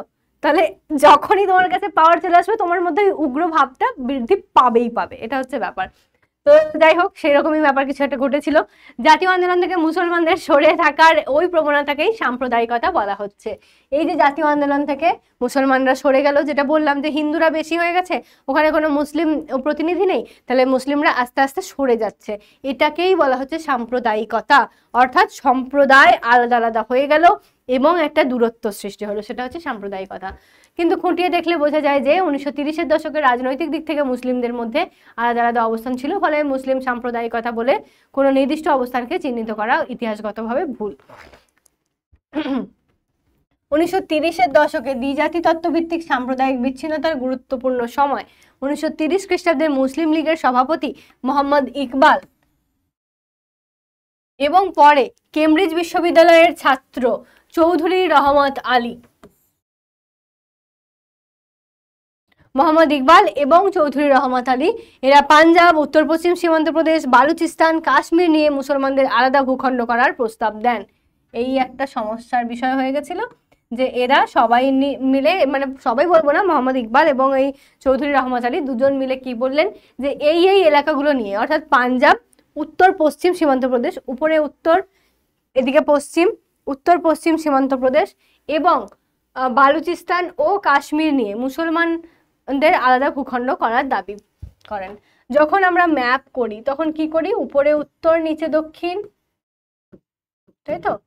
যখন এদিকে করব, ডান দিকে পূর্ব, বাঁ দিকে পশ্চিম, তাহলে উত্তর পশ্চিম বলেছে, পাকিস্তানের দিকটা, বুঝতে পারছো তো? এদিকে আমাদের পাঞ্জাব আছে, এদিকে পাকিস্তান, এই যে দিকটা। এখনের ম্যাপের সাথে তো মেলালে হবে না, তো তখনের ম্যাপ হিসেবে যদি দেখো তাহলে এই অংশটা, তাই না? তাহলে উত্তর পশ্চিম অংশ, এই অংশটা বালুচিস্তান, কাশ্মীর, তাহলে কাশ্মীরেরও কিছুটা নিয়ে নিচ্ছে, হ্যাঁ উত্তরের কিছুটা অংশ ঠিকই এঁকেছি। তো এই অংশটা নিয়ে বলা হচ্ছে আলাদা আমাদের ভূখণ্ড চাই। রহমত আলী অস্পষ্ট পাকিস্তানের কথা উল্লেখ করে, অস্পষ্টভাবে পাকিস্তানের কথা উল্লেখ করেছিলেন। 1932 খ্রিস্টাব্দে ব্রিটিশ প্রধানমন্ত্রী র্যামসে ম্যাকডোনাল্ডের ঘোষণায় সাম্প্রদায়িক বাটোয়ারার কথা বলা হয়। এইখানটা মনে রাখবে, কোয়েশ্চেন, কি কোয়েশ্চেন, যে সাম্প্রদায়িক বাটোয়ারার কথা কে বলেন? সাম্প্রদায়িক বা সাম্প্রদায়িক বাটোয়ারা নীতি কার, এটাও আসে। বাটোয়ারা নীতি কার বা কে কবে নিয়েছিলেন, এরকম ভাবেও প্রশ্নটা হতে পারে। তাহলে সেখানে আমরা বলবো যে 1932 র্যামসে ম্যাকডোনাল্ড। এই ঘোষণায় ব্রিটিশ সরকারের বিভাজন ও শাসন নীতি প্রতিফলিত হয়েছে। তাহলে তারা যে চেয়েছিলেন যে বিভাজন ও শাসন, অর্থাৎ ভারতকে বিভাজিত করে দাও এবং শাসন করো, সেটারই নীতি প্রতিফলিত হয়েছে। এই ঘোষণা মোতাবেক প্রতিটি সংখ্যালঘু সম্প্রদায়ের জন্য বিধানমণ্ডলীতে কিছু আসন বরাদ্দ করা হয়। সেগুলি পৃথক পৃথক সম্প্রদায়ের ভিত্তিতে নির্বাচন করার কথা ওঠে। কংগ্রেসও এই ধরনের পৃথক নির্বাচক মণ্ডলীর বিরোধী ছিল, কারণ তার ফলে জাতীয়তাবাদী ঐক্যের বদলে সাম্প্রদায়িক ভাবনাকেই উৎসাহ দেওয়া হতো।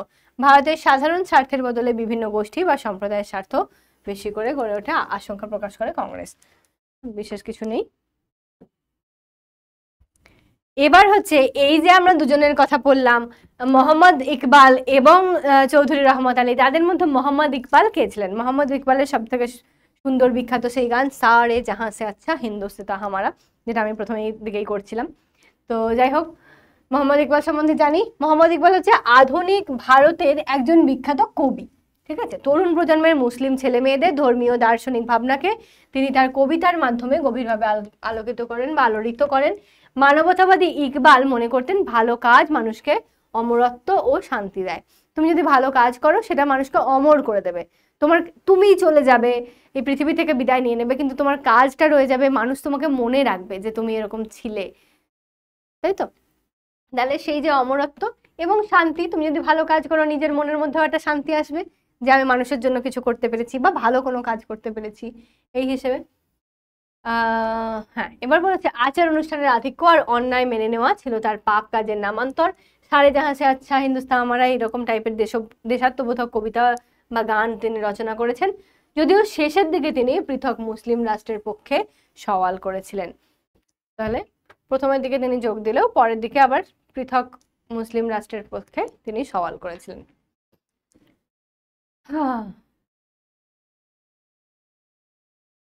অনেকটা পড়া হলো, এবার আসবো ভারত বিভাজনের সিদ্ধান্তে। তো ফার্স্ট অফ অল, যে এই যে এতটা আমরা পড়লাম, এর মধ্যে থেকে অনেকগুলো তো প্রশ্ন বললাম, তোমরা কি সেগুলো লিখেছো? লেখাপড়া হয়েছে সেগুলো? প্রথমত লিখে রাখতে হবে যে কোন কোন জায়গায় প্রশ্ন বলছি। দ্বিতীয়ত বিষয়টাকে বুঝে বুঝে পড়তে হবে এবং স্টেপ বাই স্টেপ মনে রাখতে হবে। হ্যাঁ, তোমাদেরকে এটা মানে আমি টপিকে আসার আগে আমি দু একটা কথা বলি। সেটা হচ্ছে যেহেতু আমাদের ওয়ান শট চলছে, আমাদেরকে পুরো চ্যাপ্টারটা একসাথে বসে দেখতে হচ্ছে 2 ঘন্টা 3 ঘন্টা, যে কোনো যেমন টাইম যেমন চ্যাপ্টার তেমন। চ্যাপ্টার ছোট হলে হয়তো 2 ঘন্টা 2.5 ঘন্টার মধ্যে হয়ে যাচ্ছে, বড় হলে 3 ঘন্টা লাগছে। তো ঠিক আছে, যখন আমরা পড়তে বসছি অবশ্যই বইয়ের সাথে একটা করে খাতা পেন নিয়ে বসবো। বই, পেন্সিল, খাতা, পেন, 4টে জিনিস নিয়ে তারপর ফোনটা নিয়ে আমরা বসবো দেখতে ক্লাসটা। ঠিক, এবার এর মাঝে মাঝে কি করব, যেখানে যেখানে আমি লাইন দাগ দিচ্ছি সেই লাইনগুলো বইয়ে দাগ দিতে দিতে যাব। আবার কোনো জায়গায় যখন প্রশ্ন বলে দিচ্ছি সেটা আমি খাতায় টুকে রাখবো, যে এই প্রশ্নটা এই জায়গা থেকে ম্যাম বলেছেন। প্রথমে তুমি সাম্প্রদায়িকতা থেকে দেশভাগ চ্যাপ্টারের নাম লিখে দিলে, দিয়ে এখানে এখানে এই শর্ট কোয়েশ্চেন হতে পারে। বড় প্রশ্নের কথাই তো পরে আসছি, আগে শর্ট প্রশ্ন, যে এই বিষয়গুলো এখান থেকে প্রশ্ন আসতে পারে। এটা হয়ে গেল। দ্বিতীয়ত, যে বিষয়টা আমরা মনে রাখবো কি করে ম্যাম, এত এত তো চ্যাপ্টার আছে। ধরো যেটা ফাইনাল পরীক্ষা হবে, ফাইনাল পরীক্ষায় সমস্ত বই হয়তো কারো পরীক্ষা হবে, কারো কারো হয়তো 2-1টা চ্যাপ্টার বাদ দিতে পারে। তো ধরে নিচ্ছি আমি সব থেকে বেশিটা ধরে নিচ্ছি যে সমস্ত চ্যাপ্টারের পরীক্ষা হবে, তাহলে চ্যাপ্টার ওয়াইজ আমরা মনে রাখবো কি করে, তাই তো? এটাও তো একটা ব্যাপার থাকে। তাহলে যখন আমরা চ্যাপ্টারটা ধরবো তখন আমাদেরকে এইরকম একটা ছক মাথায় ভেবে নিতে হবে যে আচ্ছা, সাম্প্রদায়িকতা, ম্যাম কি বলেছিল? সাম্প্রদায়িকতা মানে দুই সম্প্রদায় যখন বিভাজিত হয়ে যাচ্ছে, আলাদা হয়ে যাচ্ছে, সেটা হচ্ছে সাম্প্রদায়িকতা। বইয়েও তাই লেখা আছে, ম্যামও এইভাবে বলেছিল। কি বলেছিল ম্যাম? যে নজরুল লিখেছেন, একই বৃন্তে দুইটি কুসুম, হিন্দু মুসলমান, আর সেই হিন্দু এবং মুসলমানকে আলাদা করাই হচ্ছে সাম্প্রদায়িকতার মেন নীতিটা ছিল। বেশ, সাম্প্রদায়িক বাটোয়ারা নীতি কে করলো? Ramsay McDonald. ওকে, ঠিক আছে, লিখে রাখলাম, হয়ে গেল, একটা কোয়েশ্চেন মাথায় থাকলো। এবার আমরা ভাববো যে এই ব্যাপারটা ঘটলো কবে থেকে। ফার্স্টে এটা ভাবি, এই যে সাম্প্রদায়িকতা ব্যাপারটা ঘটলো কবে থেকে? আচ্ছা, ঘটলো প্রথম বিশ্বযুদ্ধ থেকে, 1914 থেকে 18 প্রথম বিশ্বযুদ্ধ। তাহলে এই সময় থেকেই ওই যে ম্যাম পড়িয়েছিল, একটু একটু মনে পড়ছে, যে তুরস্কের সাথে যে যখন প্রথম বিশ্বযুদ্ধে ব্রিটিশদের সমস্যা সৃষ্টি হলো, তখন ভারতীয় মুসলমানরা তুরস্ককে না সাপোর্ট করে ব্রিটিশকে সাপোর্ট করলো, কারণ তাদের পরিবেশ পরিস্থিতি অনুযায়ী ব্রিটিশকে সাপোর্ট করাটা মেন ছিল। কিন্তু তারা এটাও চাইছিল না যে মুসলিমদের কোনো ক্ষয়ক্ষতি হোক। সেখানে তুরস্ক তো পরাজিত হলোই, তার সাথে সাথে সেখানকার খলিফার অবস্থা খারাপ হয়ে গেল, তাদের মুসলিমদের সংস্কৃতিগুলোকে ধ্বংস করে দেওয়া হচ্ছিল। তখন থেকে ইসলামীয় লোকেরা কিন্তু ক্ষেপে উঠলো। মুসলিমরা ভাবতে শুরু করলো যে না, কাউকে পরাজিত করছি, তাকে অধিকার করছি, ঠিক আছে, কিন্তু তাই বলে আমি তাদের সংস্কৃতি, সাহিত্য, শিল্প যা কিছু আছে সবকিছুকে ধ্বংস করে দেবো, এটা করতে পারি না। আমরা রিকোয়েস্ট করলাম যে খলিফাকে সবকিছু ফিরিয়ে দেওয়া হোক, অন্তত ধর্মীয় বিষয়গুলোকে। কিন্তু ব্রিটিশ তো ব্রিটিশ, ওরা কেন মানবে? ওরা নিজের ইচ্ছে মতো মনমর্জি করতে লাগলো। এই মনমর্জি করতে করতে তখন ভারতীয় মুসলমানদের মধ্যেও কিন্তু আস্তে আস্তে এই একটা বিভাজনের বিষয় শুরু হতে থাকলো, যে না, তোমরা ঠিক করছো না, এবার তোমাদের বিরুদ্ধে আমরা লড়বো। তখন থেকে মুসলিমরা আলাদা একটা সম্প্রদায় হিসেবে দাবি করতে শুরু করলো, রাজনৈতিকভাবে তারা অ্যাক্টিভ হলো যে এবার আমাদেরকে আলাদা কিছু করতে হবে। বেশ, এবার আসবো যে আলাদা কিছু তো করতে হবে, তাহলে হিন্দু মুসলিমটা আলাদা হলো কি করে? তখন আসবো যে ওই পুরনো প্রথমের দিকের কথাগুলোতে, যে হিন্দু যারা মধ্যবিত্ত শিক্ষিত হিন্দু, তারা ভাবছে যে মুসলিমরা তো কিছুই জানে না, ওরা তো পিছিয়ে পড়া লোক, ওরা তো গরিব, ওরা তো কৃষক শ্রেণী, ওরা আমাদের মতো শিক্ষিত নয়, তো ওদেরকে আমরা অত পাত্তা দেবো না, এরকম একটা মানসিকতা ওদের মধ্যে সৃষ্টি হচ্ছিল। এটা একটা বিষয়। দ্বিতীয়ত, যেহেতু মুসলিমরা ইংরেজি শিক্ষায় খুব একটা পারদর্শী ছিল না, তারা একটু পিছিয়ে পড়া শ্রেণীর মধ্যে ছিল, তাদের মানে সংখ্যালঘু ছিল তারা, তো সেই হিসেবে তাদের এই ইংরেজি না জানাটা, যেহেতু ইংরেজিটাকে সরকারি ভাষা হিসেবে গণ্য করা হয়েছে, আর ইংরেজি জানছে না মানে সরকারও তাদেরকে খুব একটা চাকরি বাকরির দিকে এগোতে দিচ্ছে না। তুমি ইংরেজি জানো না, তুমি ইংরেজি জানো না, তাহলে তোমাকে কেন আমি চাকরি দেব? ইংরেজগুলো যেভাবে বলতো আর কি, আমি জানি না আদৌ এরকম ভাবে বলতো কিনা, কারণ আমরা তো জাস্ট সিনেমা সিরিয়াল এইসবেতে দেখে থাকি। তো যাই হোক, ওই রকম ভাবে এবার যে ইংরেজি জানে তাকে চাকরির সুযোগ দেওয়া হচ্ছে, যে জানে না তাকে দেওয়া হচ্ছে না। তাহলে আমরা দেখলাম যে দেওয়া হচ্ছে বেশিরভাগটা হিন্দুদেরকে, মুসলিমদেরকে খুব একটা দেওয়া হলো না। বেশ, ঠিক আছে, এখান থেকেও শুরু হলো একটা বিভাজন। এবার আস্তে আস্তে মুসলিমরা এই সমস্ত ঘটনাগুলো টুকরো টুকরো করে মাথায় নিতে নিতে আলাদা হয়ে গেল। ঠিক, তাহলে এই হয়ে গেল সাম্প্রদায়িকতা। এবার হচ্ছে ভারত বিভাজন। আমরা কি পড়বো? সাম্প্রদায়িকতা থেকে দেশভাগ। এবার আমরা পড়বো যে দেশ ভাগটা কেন হলো। সাম্প্রদায়িকতা তো গেল একদিকে, দেশ ভাগের বিষয়ে আসি এবার। ভারত শাসন আইন 1935। প্রথমেই প্রশ্ন, ভারত শাসন আইন কবে মানে প্রচারিত হয় বা প্রকাশিত হয়? মোতাবেক প্রাদেশিক বিধানমণ্ডলীর জন্য নির্বাচন অনুষ্ঠিত হয় 1937 খ্রিস্টাব্দে। এই নির্বাচনে কংগ্রেস সাফল্য পেলেও লীগ অতটা ভালো ফল করতে পারেনি। মুসলমান জনসংখ্যা প্রধান পাঞ্জাব, বাংলা, আসাম, উত্তর পশ্চিম সীমান্ত প্রদেশ ও সিন্ধ প্রভৃতি প্রদেশে কংগ্রেসি মন্ত্রিসভা তৈরি করা হয়। 1940 খ্রিস্টাব্দে মুসলিম লীগের লাহোর অধিবেশনে 1940 খ্রিস্টাব্দে মুসলিম লীগের লাহোর অধিবেশন হয়, এটা একটা মনে রাখবে। একটি প্রস্তাবে মুসলমানদের আলাদা জাতি হিসেবে আনুষ্ঠানিকভাবে ঘোষণা করা হয়। Very very important. 1940-এ পুরো আলাদা জাতি হিসেবে ওদেরকে চিহ্নিত করে দেওয়া হচ্ছে, আলাদাভাবে একদম প্রকাশিত করে দেওয়া হচ্ছে। বেশ। জিন্না অর্থাৎ মোহাম্মদ আলী জিন্না সেই বছরের প্রথম দ্বিজাতি তত্ত্বের প্রসঙ্গকে সমর্থন করে প্রবন্ধ লিখেছেন। তাহলে 1940-এই তিনি প্রবন্ধটা লিখেছেন। কবে তাহলে লিখছেন? 1940। রাষ্ট্রের দাবি তখন ওঠেনি, বরং আইনসভায় হিন্দু মুসলমান সমতার দাবি গুরুত্ব পেয়েছিল। জিন্নাহর বক্তব্য ছিল, ভবিষ্যতে সাংবিধানিক স্তরে সিদ্ধান্ত নেবার ক্ষেত্রে মুসলিম জাতির মতামতকে অস্বীকার করার সুযোগ থাকবে না।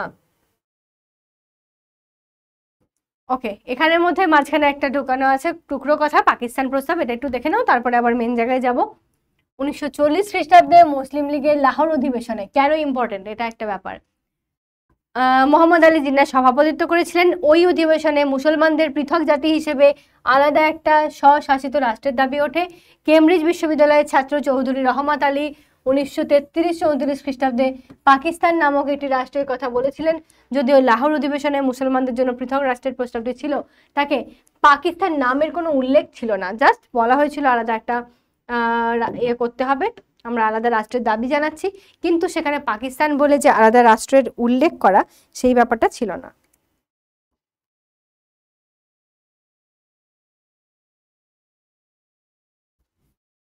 এই প্রস্তাবটির খসড়া তৈরিতে সিকান্দার হায়াত খান গুরুত্বপূর্ণ ভূমিকা নিয়েছিলেন।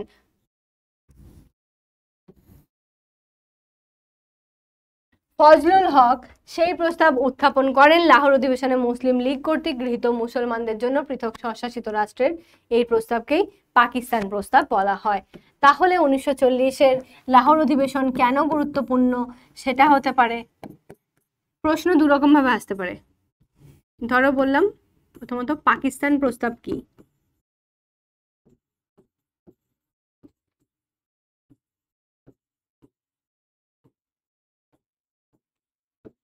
এটা একটা আসতে পারে।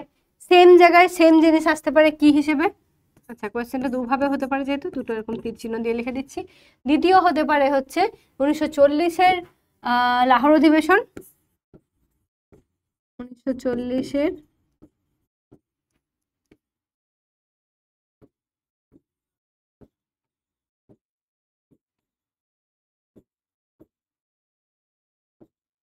লাহোর অধিবেশন গুরুত্বপূর্ণ কেন?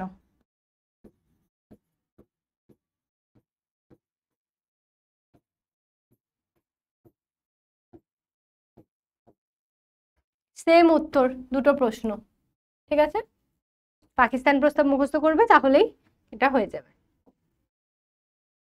বহু মুসলমান নিয়ন্ত্রিত সংবাদপত্র পাকিস্তান গঠনের দাবিকে সমর্থন জানাতে লাগলো। 1944 খ্রিস্টাব্দের কংগ্রেসি নেতা সি রাজগোপালাচারী, 1944, এখানে সি বলতে Chakraborty, C is equal two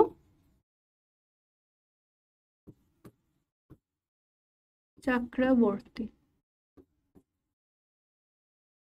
ঠিক আছে।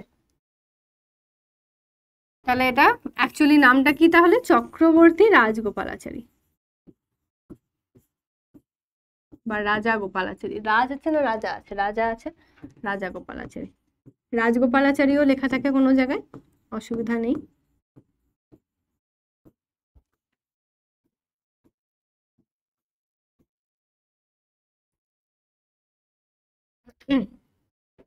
জিন্নার কাছে একটি সমঝোতা প্রস্তাব পেশ করেন, তাতে প্রত্যক্ষভাবে পাকিস্তানের স্বীকৃতি না থাকায় জিন্না ওই প্রস্তাবকে প্রত্যাখ্যান করেন। তার মানে চক্রবর্তী রাজগোপালাচারী একটা প্রস্তাব দিয়েছিলেন, কিন্তু ওখানে পাকিস্তানকে তিনি স্বীকৃতি দেননি যে হ্যাঁ পাকিস্তান বলে আলাদা একটা রাষ্ট্র গঠন করো, তোমরা ভারত থেকে আলাদা হয়ে যাও, এরকম কোনো প্রস্তাবে তিনি মানে মান্যতা দেননি।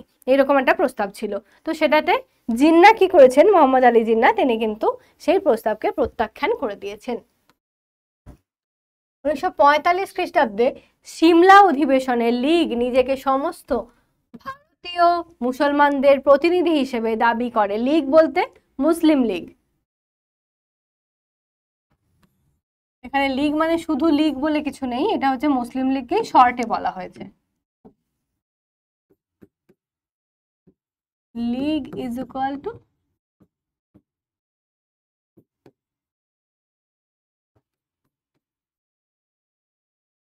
মুসলিম লীগ, ঠিক আছে।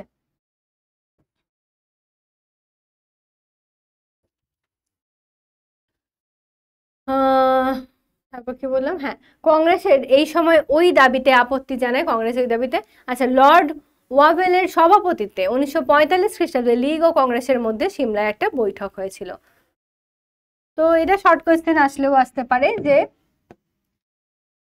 কার সভাপতিত্বে সিমলা বৈঠক হয় 1945-এ, লিখেই দিলাম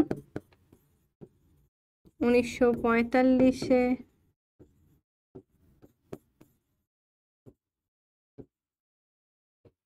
সিমলা, সিমলাটা দন্তস্ব আছে না,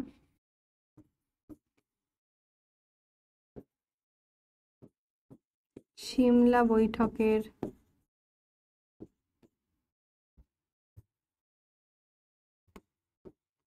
সভাপতিত্ব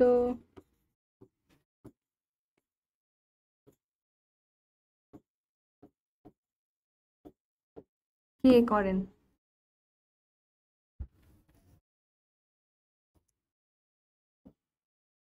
1940 খ্রিস্টাব্দে তার আগস্ট ঘোষণায় লর্ড লিলিথগো প্রথম মুসলমানদের প্রতিশ্রুতি দেন যে ব্রিটেন ও ভারতের মধ্যে কোনো সমঝোতা হলে মুসলমানদের পূর্ণ নিরাপত্তার ব্যবস্থা করা হবে। 1942 সালের ক্রিপস মিশনের প্রস্তাবগুলি লীগ ও কংগ্রেস উভয় মানতে অস্বীকার করে। সেই বছরের 8ই আগস্ট ভারত ছাড়ো আন্দোলনের সূচনা হয়। লীগ সেই আন্দোলনের বিরোধিতা করে। যখন প্রায় সব প্রধান কংগ্রেসি নেতাই জেলে বন্দী, পাকিস্তানের ধারণাটিকে ব্যাপকভাবে প্রচার করা হয়। এই কথা প্রকাশ্যে বলা হতে লাগলো যে লীগকে সমর্থন করার অর্থ ইসলামকে সমর্থন করা। তার মানে যারা যারা মুসলিম লীগকে সমর্থন করবে তারা তারা মুসলমানদেরকে সমর্থন করছে, অর্থাৎ আমাদের একটা অন্য দেশ হওয়া উচিত, অন্য রাষ্ট্র অর্থাৎ অন্য দেশ হওয়া উচিত। এই যে আগস্ট ঘোষণা 1940-এর আগস্ট ঘোষণা হয়েছে। এবার এখান থেকে কি বলা হচ্ছে যে তখন থেকে ভারত ছাড়ো আন্দোলন শুরু হয়ে যাচ্ছে। যে ভারত ছাড়ো আন্দোলন শুরু হচ্ছে তখন মেন নেতা যারা, যেমন এই যে গান্ধীজির মতো মানুষেরা যারা যারা সম্প্রীতিটাকে বজায় রাখতে চাইছিলেন তারা তখন জেলে বন্দী। জেলে যেই বন্দী অমনি কিছু মুসলিম নেতা যারা ওদের দলে ছিল না, যারা আলাদাভাবে নিজেদের একটা রাজনৈতিক সংগঠন গড়ে তুলছিল বা মুসলিম লীগের সাথে যুক্ত ছিল, তারা তো কংগ্রেসের নেতারা তো বন্দী, মুসলিম লীগ তো ছাড়া।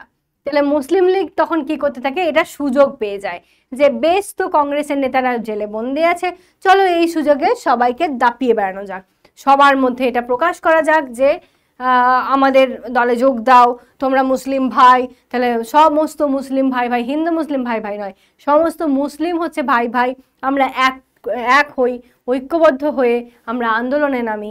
এই সমস্ত বিষয়গুলো মানে ভাবা হতে থাকে তার সম্বন্ধে। মানে তারপর থেকেই এবার সেই সময় এই ধারণাটা ব্যাপকভাবে প্রচারিত হয় যে পাকিস্তান বলে একটা আলাদা রাষ্ট্র হবে। ওকে, সেখানে সমতার দাবিতে জিন্নাহ অনড় থাকায় সেই বৈঠকও ভেস্তে যায়। সমতার দাবি অর্থাৎ সমান সমান অধিকার, যে যদি হিন্দু মুসলিম থাকে তাহলে তাদের সমান সমান অধিকার হবে, উচ্চ নিচ কোনো ভেদাভেদ থাকবে না। সেরকম মুসলিম জনগণের বিভিন্ন অংশের মানুষদের কাছ থেকে আলাদা হবার প্রচারে সাড়া পাওয়া যেতে থাকে। বিশেষ করে পেশাদার ও ব্যবসায়ী গোষ্ঠীদের কাছে পাকিস্তানের অর্থ ছিল হিন্দুদের তরফ থেকে প্রতিযোগিতার অবসান। এর সঙ্গে পীর ও উলেমাও পাকিস্তান প্রস্তাবকে সমর্থন ও ধর্মীয় বৈধতা দেয়।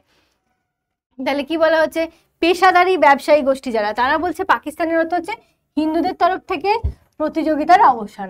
মানে হিন্দুদের সাথে যে মুসলিমদের যে প্রতিযোগিতাটা চলছিল, প্রতিযোগিতার লড়াই তো চলছে প্রথম থেকে আমরা দেখছি, এই প্রতিযোগিতার লড়াইয়ে হিন্দুদের অবসান। যদি আমরা পাকিস্তানে চলে যাই, আমরা শুধু মুসলিমরাই থাকবো, তাহলে হিন্দুদের সাথে কোনো প্রতিযোগিতার ব্যাপার থাকবে না। এটা হচ্ছে তাদের কাছে, ব্যবসায়ীদের কাছে।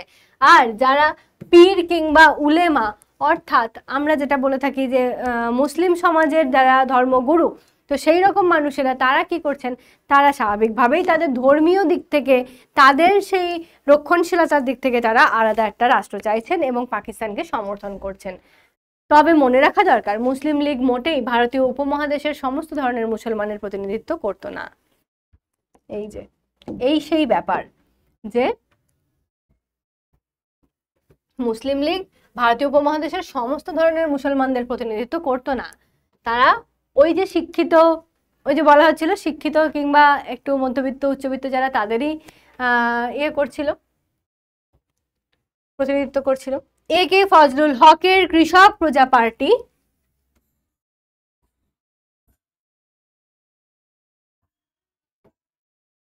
নিচু জাতির হিন্দু ও মুসলমান উভয় কৃষকদের স্বার্থের পক্ষেই সওয়াল করত। এমনকি মুসলিম ভোট নিয়ে লীগের সঙ্গে কৃষক প্রজা পার্টির লড়াইও চলেছিল। বস্তুত 1937 খ্রিস্টাব্দ পর্যন্ত কিছু শিক্ষিত মুসলমানদের বাইরে অধিকাংশ অঞ্চলেই লীগের বিশেষ প্রভাব ছিল না। বাংলায় ফজলুল হকের কৃষক প্রজা পার্টি বা পাঞ্জাবে স্যার সিকান্দার হায়াত খানের ইউনিয়নিস্ট পার্টি আলাদা রাষ্ট্রের দাবিকে জোরদার করেনি।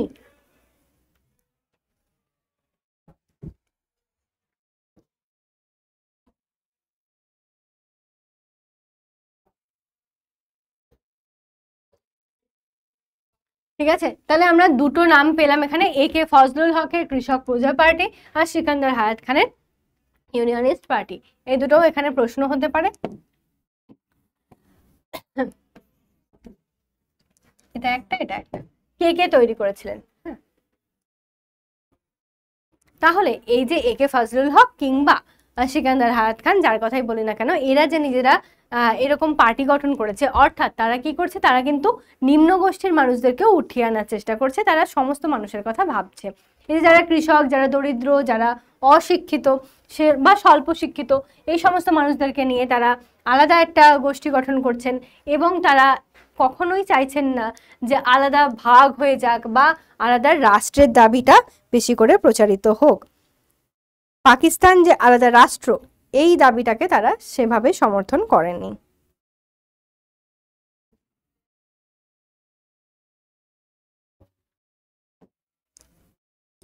তবে ক্রমশ মুসলমান সমাজে এই পার্টিগুলির ভিত্তি দুর্বল হতে থাকলে সেই শূন্যতা ভরাট করে কে? মুসলিম লীগ। বাংলা ও পাঞ্জাব উভয় প্রদেশের কৃষকদের মধ্যে মুসলিম লীগের গ্রহণযোগ্যতা বেড়ে যায়। অবশ্য কংগ্রেস বারবার সেটার সত্যতা অস্বীকার করতে চেয়েছিল। 1946 খ্রিস্টাব্দের নির্বাচনে বাংলা, সিন্ধু প্রদেশ, পাঞ্জাব বাদে প্রত্যেকটি প্রদেশে কংগ্রেসের সংখ্যাগরিষ্ঠতা লাভ করে। বাংলা, সিন্ধু আর পাঞ্জাব, তো এই জায়গাগুলো বাদ দিয়ে বাদ বাকি জায়গায় তারা বেশি পদ লাভ করে। এই ফলাফল লীগের মধ্যে আশঙ্কার জন্ম দেয়। ভারতের রাজনীতির একমাত্র প্রতিনিধি কংগ্রেস, কংগ্রেসে এরকম প্রচার হতে পারে ভেবে নেয় মুসলিম লীগ। ফলে লীগের দাবিতে বিচ্ছিন্নতার মাত্রা বৃদ্ধি পায়। 1946 খ্রিস্টাব্দের ক্যাবিনেট মিশনের প্রস্তাব অনুযায়ী কংগ্রেসের অন্তর্বর্তীকালীন সরকারে যোগ দিলেও মুসলিম লীগ তাতে অসম্মত হয়। অর্থাৎ মুসলিম লীগ ভয় পেয়ে গেছে। মুসলিম লীগ ভাবছে যে এখানে যেহেতু কংগ্রেসের সংখ্যাগরিষ্ঠতা বেশি, অন্যান্য জায়গায় যাই থাকুক না কেন, এক্ষেত্রে যেহেতু বাংলা, পাঞ্জাব এবং সিন্ধু, জনগণ মন তোমরা পড়েছো, গাও তাই তো, স্কুলে গিয়ে গাও তো, জনগণ মন অধিনায়ক জয় হে ভারত ভাগ্য বিধাতা, পাঞ্জাব সিন্ধু গুজরাট মারাঠা দ্রাবিড় উৎকল বঙ্গ। তো পাঞ্জাব, সিন্ধু, গুজরাট, মারাঠা, দ্রাবিড়, উৎকল, বঙ্গ, এত কিছু নিয়ে আমাদের দেশ। তার মধ্যে পাঞ্জাব, সিন্ধু আর বাংলা, এই এলাকার মধ্যে যখনই সংখ্যাগরিষ্ঠতা পেয়ে গেছে কংগ্রেস, তখন মুসলিম লীগ ভাবছে এবার বুঝি কংগ্রেসই একমাত্র হয়ে যাবে গোটা ভারতবর্ষে। তো সেটা তারা হতে দেবে না, সেই জন্য তাদের দাবিটাকে আরো দৃঢ় করে ফেলে, আরো জোরদার করে। আর 1946-এ ক্যাবিনেট মিশনের প্রস্তাব অনুযায়ী কংগ্রেসের অন্তর্বর্তীকালীন সরকারে যোগ দিলেও মুসলিম লীগ তাতে অসম্মত হয়। অর্থাৎ কংগ্রেস অন্তর্বর্তীকালীন সরকারেতে যোগ দিয়েছিল, কিন্তু মুসলিম লীগ বলেছে যে না, আমরা যোগ দেব না, আমরা আলাদাই থাকবো। 16ই আগস্ট থেকে পাকিস্তানের জন্য গণ আন্দোলন আরম্ভ হয়। ওই দিনে কলকাতায় ভয়াবহ দাঙ্গা শুরু হয়। কিছুদিনের মধ্যেই পূর্ববঙ্গ, বিহার, যুক্তপ্রদেশ, পাঞ্জাব প্রভৃতি জায়গায় মারাত্মক সংঘর্ষ শুরু হয়। সেপ্টেম্বর মাসে নেহেরুর নেতৃত্বে অন্তর্বর্তীকালীন সরকারের প্রশাসনের অবস্থান বজায় রাখতে লীগ যোগ দিতে সম্মত হয় এবং 5 জন প্রতিনিধি পাঠায়। তাহলে সেপ্টেম্বরেতে লীগ যোগ দেয় এবং 5 জন প্রতিনিধিকে পাঠিয়েছিল যোগ দেওয়ার জন্য। ভারতীয় গণপরিষদ ডিসেম্বর মাসে তার প্রথম সভা করে। কংগ্রেস পরিষদকে সার্বভৌম মনে করলেও লীগ সেই মত মানতে অস্বীকার করে। অন্যদিকে ভারতের বিভিন্ন প্রান্তে সাম্প্রদায়িক দাঙ্গা চলতেই থাকে। ব্রিটিশ সরকার এসব দাঙ্গা সামাল দিতে ব্যর্থ হয়। এই দুঃসময় থেকে বেরিয়ে আসার জন্য কংগ্রেস ও লীগ নেতৃত্বকে বিভাজন করে মনে করা হয়, উপায় একমাত্র মনে করা হয়। তাই জন্য ভিপি মেনন এবং লর্ড মাউন্ট ব্যাটেনের একটা পরিকল্পনা এখানে খসড়া আকারে অনুমোদন করা হয়। ওই খসড়া কংগ্রেস ও লীগের কাছে পেশ করা হয়। দুটি রাজনৈতিক দলই সেই প্রস্তাব মেনে নেয়। ব্রিটিশ সরকার ইন্ডিয়া ইন্ডিপেন্ডেন্স অ্যাক্ট 1947 অনুমোদন করে। সেই মোতাবেক 1947 খ্রিস্টাব্দে 14 এবং 15ই আগস্ট পাকিস্তান ও ভারত নামে 2 স্বাধীন রাষ্ট্রের জন্ম হয়। তোমরা জানো যে ইন্ডিয়ান ইন্ডিপেন্ডেন্স লীগ ওয়াইজ 14ই আগস্ট হচ্ছে পাকিস্তানের স্বাধীনতা দিবস। আগস্ট বা অগস্ট লিখতে পারো, অসুবিধা নেই, আগস্টও লেখা হয়। 14ই আগস্ট হচ্ছে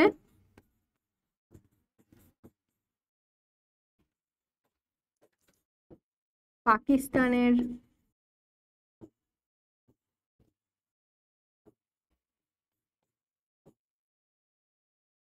স্বাধীনতা দিবস। লেখাটা দেখা যাচ্ছে? দেখা যাচ্ছে। আর 15ই আগস্ট আমাদের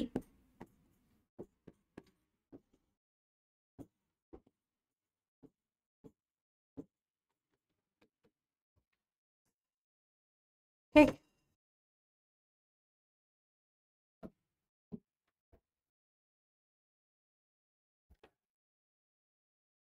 লাস্ট হচ্ছে টুকরো কথা। টুকরো কথা কি? Radcliffe line. র্যাডক্লিফ লাইনটা কি? 1947 সাল জুন মাসে অনেকটা টানাপোড়েনের পর লর্ড মাউন্ট ব্যাটেনের ভারত বিভাগের পরিকল্পনা কংগ্রেস আর লীগ মেনে নেয়। মেনে নিতেই হবে, কিছু করার নেই, মেনে নিল। তাদের ওই দাবি, যেটা খসড়া আকারে তাদের সামনে আগে তুলে ধরা হয়, সেটা সবাই মেনে নেয় এবং ভারত বিভাজন হয়। সেই পরিকল্পনা অনুযায়ী বাংলা ও পাঞ্জাবকে ভাগ করার জন্য 2টি পৃথক সীমান্ত কমিশন গঠন করা হয়। তাহলে বাংলা এবং পাঞ্জাবকে ভাগ করা হবে, বঙ্গভঙ্গ আর পাঞ্জাব ভঙ্গ, এই দুটো হবে। 2টো পৃথক সীমান্ত কমিশন গঠন করা হলো। 2 কমিশনে লীগ আর কংগ্রেস থেকে 2 জন করে সদস্য ছিলেন। তাহলে দুটোই কমিশন থাকলো, যেখানে লীগ থেকে অর্থাৎ মুসলিম লীগ থেকে এবং কংগ্রেস থেকে 2 জন করে সদস্য সেখানে যুক্ত থাকবেন। 1947 খ্রিস্টাব্দের 27শে জুন বিশিষ্ট ব্রিটিশ আইনজীবী স্যার সিরিল র্যাডক্লিফ 2টি কমিশনের সভাপতি হিসেবে যুক্ত হন। তাহলে 2টো কমিশন আলাদা আলাদাভাবে হলো, 2 জন করে প্রতিনিধি এসে জয়েন করলো, কিন্তু এটার সভাপতি একজনই হলেন, সেটা হচ্ছে র্যাডক্লিফ। তিনি 12ই জুলাই কার্যভার গ্রহণ করেছিলেন। তিনি 12ই জুলাই এসে কার্যভার গ্রহণ করলেন টোটালি। আর অত্যন্ত দ্রুততার সঙ্গে র্যাডক্লিফ ভারতের বিভাজন মানচিত্র তৈরি করে দিলেন। র্যাডক্লিফকে সভাপতি হিসেবে তাকে দায়িত্ব দেওয়া হলো যে আপনি পুরো ভারতের নকশাটা দেখুন, দেখে এটাকে একটা বিভাজন করুন। তিনি সেই সময় অত্যন্ত দ্রুততার সঙ্গে, অর্থাৎ প্রথম থেকেই, যেমন বঙ্গভঙ্গের সময় থেকে 1905 থেকে, তখন থেকে ব্রিটিশ সরকার কি ভাবছে যে কোনো একটা অংশকে অ্যাটলিস্ট আলাদা করে দাও। ভারতের জনসংখ্যা এত বেশি বৃদ্ধি পাচ্ছে, এত লোক প্রতিবাদী হয়ে উঠছে, সামনে থেকে এত আক্রমণ আসছে, তাদেরকে যদি আলাদা করে দাও, যদি দুটো দলে ভাগ হয়ে যায় আর দুদিকে যদি আমরা আলাদা আলাদাভাবে শাসন করি, তাহলে কিন্তু ওই যে জোর কদমে সবাই মিলে, মানে 100 জন লড়লে যেটা হবে 50 জন লড়লে কি তাই হবে? তার থেকে অনেকটা কমে আসবে। তাহলে সেই যে কমে আসার ব্যাপারটা, যেটা অর্ধেক হয়ে যাবে, সেটাই তারা চাইছিল, যে বিভাজন নীতিটা হয়ে গেলে আমরা শাসনটা সুশৃঙ্খলভাবে পরিচালনা করতে পারবো। তো সেটা 1905 থেকে শুরু হয়েছে। সেই ধারণাটা এদের মধ্যে ছিল বলেই র্যাডক্লিফকে যখনই মানে এই কাজটা সঁপে দেওয়া হয়েছে, তাড়াতাড়ি করে ছক কষে পুরো ব্যাপারটাকে দ্বিবিভাজিত করে দেওয়া হয়েছে ভারতকে, বেশ দুটো ভাগ করে দেওয়া হয়েছে।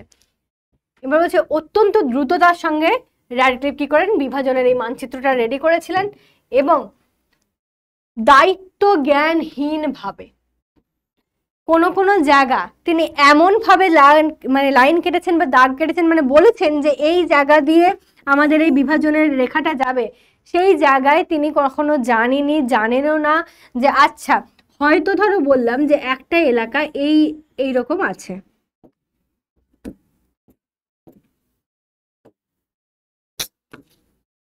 একটা এলাকা এইরকম আছে, ঠিক আছে, এবার লাইনটা কোথা দিয়ে গেছে, এর মাঝখান দিয়ে। কেন ভাই, লাইনটাকে একটু এই সাইড দিয়ে নিয়ে গেলেই তো এই পুরো এলাকাটা অন্য জায়গায় থেকে যায়, পার্টিকুলার পুরো একটা জায়গা বা একটা রাজ্য যদি বলি আলাদা হয়ে যায়, ঠিক আছে, মানা যায়। কিন্তু একটাই রাজ্য, তার উপর দিয়ে চলে গেল লাইন, মানে যেটা প্রথমে বলছিলাম, মানেটা কি হলো, যে তুমি থেকে গেলে একদিকে, তোমার মামার বাড়ি থেকে গেল একদিকে, তোমার বন্ধুর বাড়ি থেকে গেল অন্য দেশে, তুমি থেকে গেলে অন্য দেশে, হঠাৎ করে। র্যাডক্লিফের ভারত সম্পর্কে কোনো প্রত্যক্ষ জ্ঞান ছিল না। অনেক এলাকার মানচিত্র র্যাডক্লিফ নির্ধারণ করেছিলেন যা তিনি নিজে স্বচক্ষে দেখেননি, তা সত্ত্বেও তিনি এরকমভাবে করেছেন। সর্বোপরি বাংলা পাঞ্জাব অঞ্চলের সাধারণ মানুষের মতামত নেওয়াই হয়নি, বাংলা এবং পাঞ্জাবের মানুষের মতামতও নেওয়া হয়নি। না নিয়েই ব্রিটিশ সরকারের কাছে কি ছিল, যে সমস্ত সাধারণ মানুষ আদৌ দেশভাগ চাইছে কিনা সেটাও কোনো কিছু জানা হয়নি। ব্রিটিশ সরকারের কাছেও জরুরি ছিল কংগ্রেস ও লীগের দেশভাগে সম্মত হয়েছে, ব্যাস হয়ে গেছে। ফলে ক্ষমতা হস্তান্তরের পাশাপাশি বিভৎস দাঙ্গা, উদ্বাস্তু সমস্যা জীবনকে কালিমালিপ্ত করে তুলেছিল। তাহলে যখনই স্বাভাবিকভাবে এই যে একটা দাঙ্গা, মানে দেশটা বিভাজিত হয়ে গেল, স্বাভাবিকভাবেই দাঙ্গা লাগবে। যখনই ওই যে বললাম যে ঘুম থেকে তুমি উঠে দেখবে যে তুমি আর ভারতবর্ষে নেই, তুমি পাকিস্তানে চলে গেছো কিংবা তুমি বাংলাদেশে চলে গেছো, কেসটা কেমন হলো? তুমি অন্য জায়গায় চলে গেছো, অন্য দেশে চলে গেছো, তুমি কি সেটা মানবে? সকালে উঠে তুমি মানবে? তোমার তোমার যদি মানুষ বলে যে হ্যাঁ হয়েছে, তুমি বলবে কি যে দেশও নেতারা কি করছিল, তারা আমাকে এসে জিজ্ঞেস করেনি কেন, আমাদের কাছ থেকে কোনো রায় নেয়নি কেন? আমরা সাধারণ মানুষ, আমরা তোমাকে ভোট দিয়ে ওই জায়গায় দাঁড় করাচ্ছি, তোমার উচিত সাধারণ মানুষের কথা ভেবে কাজ করার, তোমার উচিত মানুষকে জিজ্ঞেস করার যে তারা এই দেশ বিভাজনটা কি চায়, তারা কি চায় হিন্দু মুসলিম আলাদা হয়ে যেতে? ভাবা হয়নি, তাদের কথা ভাবা হয়নি, তাদের কাছ থেকে কোনো মতামত নেওয়া হয়নি, বেশ তো। আর নেওয়া হয়নি বলেই দাঙ্গা, উদ্বাস্তু সমস্যা। উদ্বাস্তু মানে কি? যারা নিজের বসবাস স্থান বলতে কিছু পায়নি, সবকিছু তাদের শেষ হয়ে গেছে, সেখান থেকে তাদেরকে উঠে গিয়ে অন্য কোথাও গিয়ে বসবাস করতে হচ্ছে। বিভিন্ন জায়গায় তারা যাযাবরের মতো ঘুরে ঘুরে কোথাও গিয়ে একটা ঘাঁটি গাড়ছে, সেখানে কিছুদিন থাকার পর আবার উঠে গিয়ে অন্য কোথাও থাকছে। যেমন আমরা বলি যে কত উদ্বাস্তু এসেছে, অর্থাৎ তাদের বাস্তু ভিটে সবকিছু শেষ হয়ে গেছে, তারা সেখান থেকে উঠে অন্য কোথাও এসে বসবাস করছে। কত হাজার হাজার লক্ষ লক্ষ মানুষের এই অবস্থা হয়েছে, তাহলে ভাবো।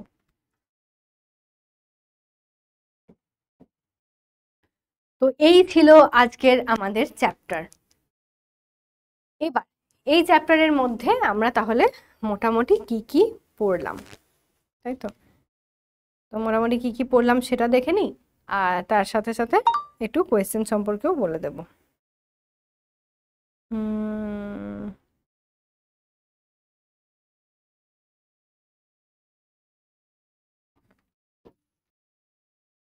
প্রথমত আমরা পড়েছি যে হিন্দু মুসলিম বিভাজন।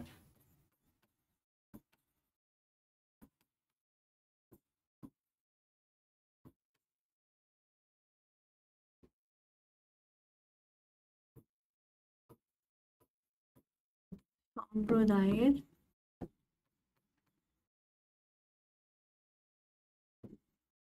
বিভাজন। ঠিক। এবার মুসলিমরা কেন বিভাজিত হলো তার বিভিন্ন কারণগুলো।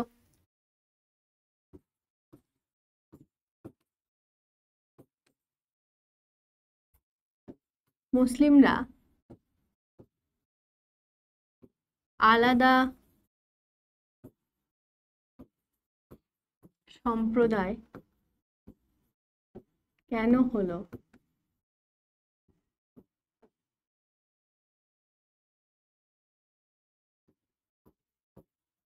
তার নানা কারণ।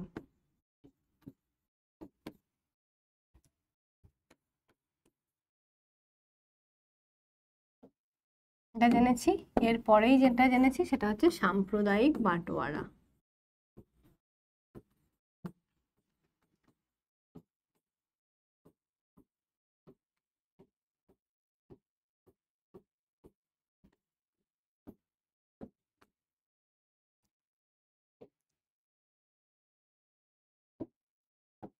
সেকেন্ড যেটা সেটা হচ্ছে যে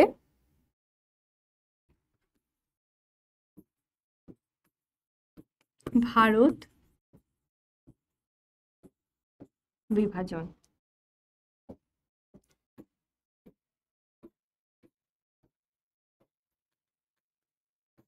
এই নীতির খসড়ায় লীগ ও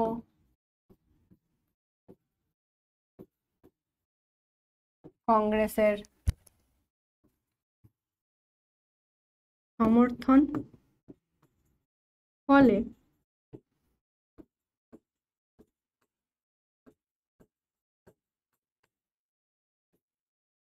র্যাডক্লিফ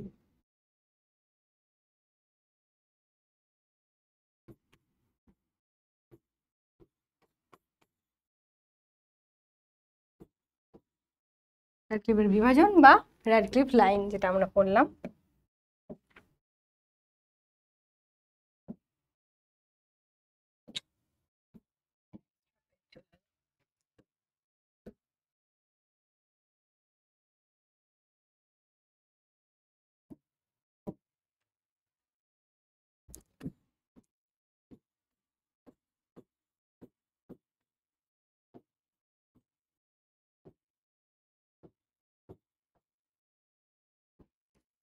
ঠিক। এবার আমরা আসবো হোমওয়ার্কে। হোমওয়ার্ক কি কি আসবে দেখা যাক। কি কি হোমওয়ার্ক আমি ভেবে রেখেছিলাম যেন।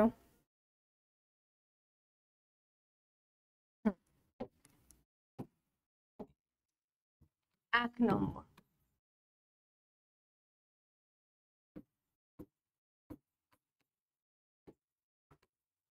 আলিগড় আন্দোলনের মূল উদ্দেশ্য কি, কবে, কার নেতৃত্বে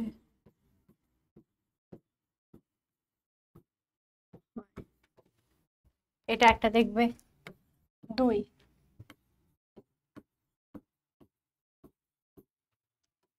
র্যাডক্লিফ কে ছিলেন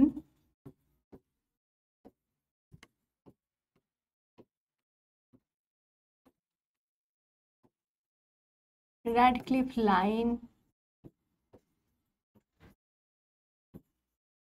কাকে বলে। 3,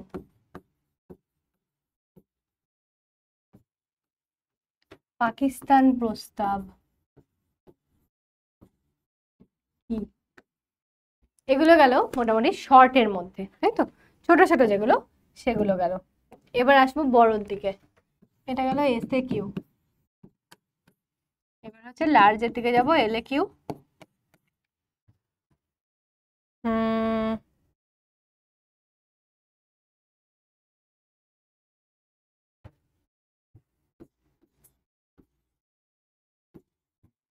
স্যার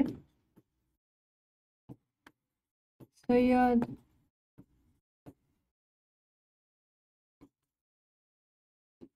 আহমদ খান কিভাবে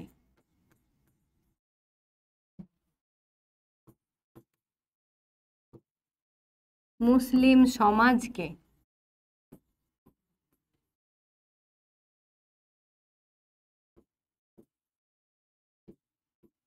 আধুনিকীকরণের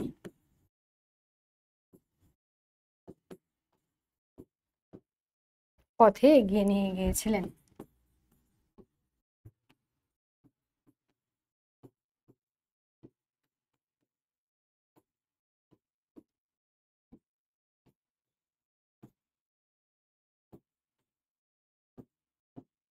এটার ব্যাখ্যা করো।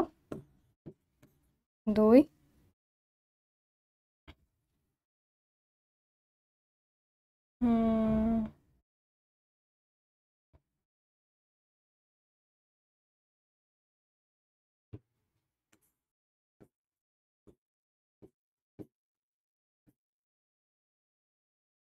1940 থেকে 47 খ্রিস্টাব্দে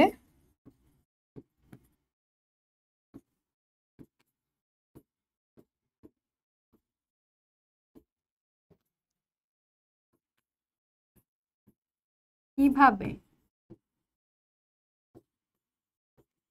ভারত ভাগ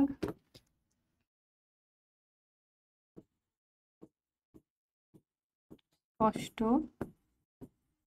হয়ে উঠেছিল। অর্থাৎ তোমাদের যেগুলো আছে অনুশীলনের প্রশ্ন আছে তার মধ্যে থেকে আমি 3টে দিচ্ছি। প্রথমেরটা আর শেষেরটা দিলাম সব থেকে বেশি ইম্পর্টেন্ট হিসেবে। আর একটা দেব, সেটা হচ্ছে হিন্দু পুনরুজ্জীবনবাদী আন্দোলনের জন্ম কিভাবে হয়েছিল, সাম্প্রদায়িক মনোভাব তৈরিতে এইসব আন্দোলনের ভূমিকা।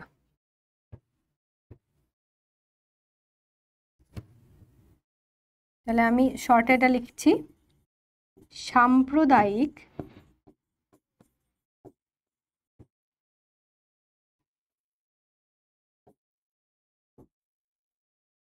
মনোভাব তৈরিতে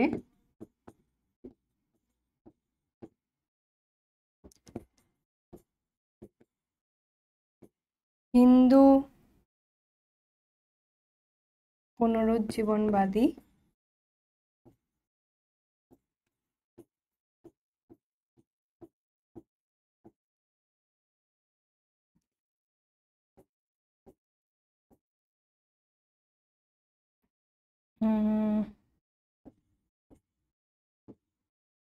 আন্দোলন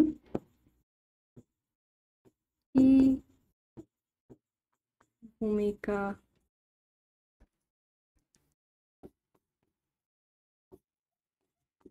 নিয়েছিল।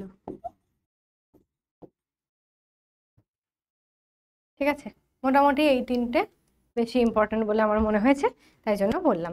এবার দেখো আরও 2টো প্রশ্ন তোমাদের বইয়ে আছে। হ্যাঁ, অনুশীলনের প্রশ্ন নিশ্চয়ই ফলো করবে এবং তার সাথে সাথে স্কুল থেকে যেগুলো বলা হবে সেগুলোও ফলো করবে। এটা আমি প্রত্যেকটা লেকচারের পরেই তোমাদেরকে বলে দিই যে ফার্স্ট অফ অল অনুশীলনী পুরোটা আমরা কভার করব। তার সাথে সাথে স্কুল যেগুলো বলবেন, স্কুলের টিচাররা যেগুলো বলবেন আর কি, সেগুলো তোমাদেরকে ফলো করতে হবে। হয়তো এর বাইরে কিছু বললেন যে না তোদেরকে যেগুলো অনুশীলনী আছে এগুলোর মধ্যে থেকে একটা কি দুটো দাগ দিয়ে দিচ্ছি, এই দুটো করবি, আর বাবু এখান থেকে আমি বই থেকে একটা জিনিস বলে দিচ্ছি সেটা করবি, তাহলে সেটা তোমাদেরকে অবশ্যই করতে হবে। শুধুমাত্র আমার সাজেশন ওয়াইজ চললে হবে না, যেহেতু তোমরা ক্লাস 8 তোমাদেরকে সম্পূর্ণভাবে স্কুলের উপর নির্ভরশীল হতে হবে।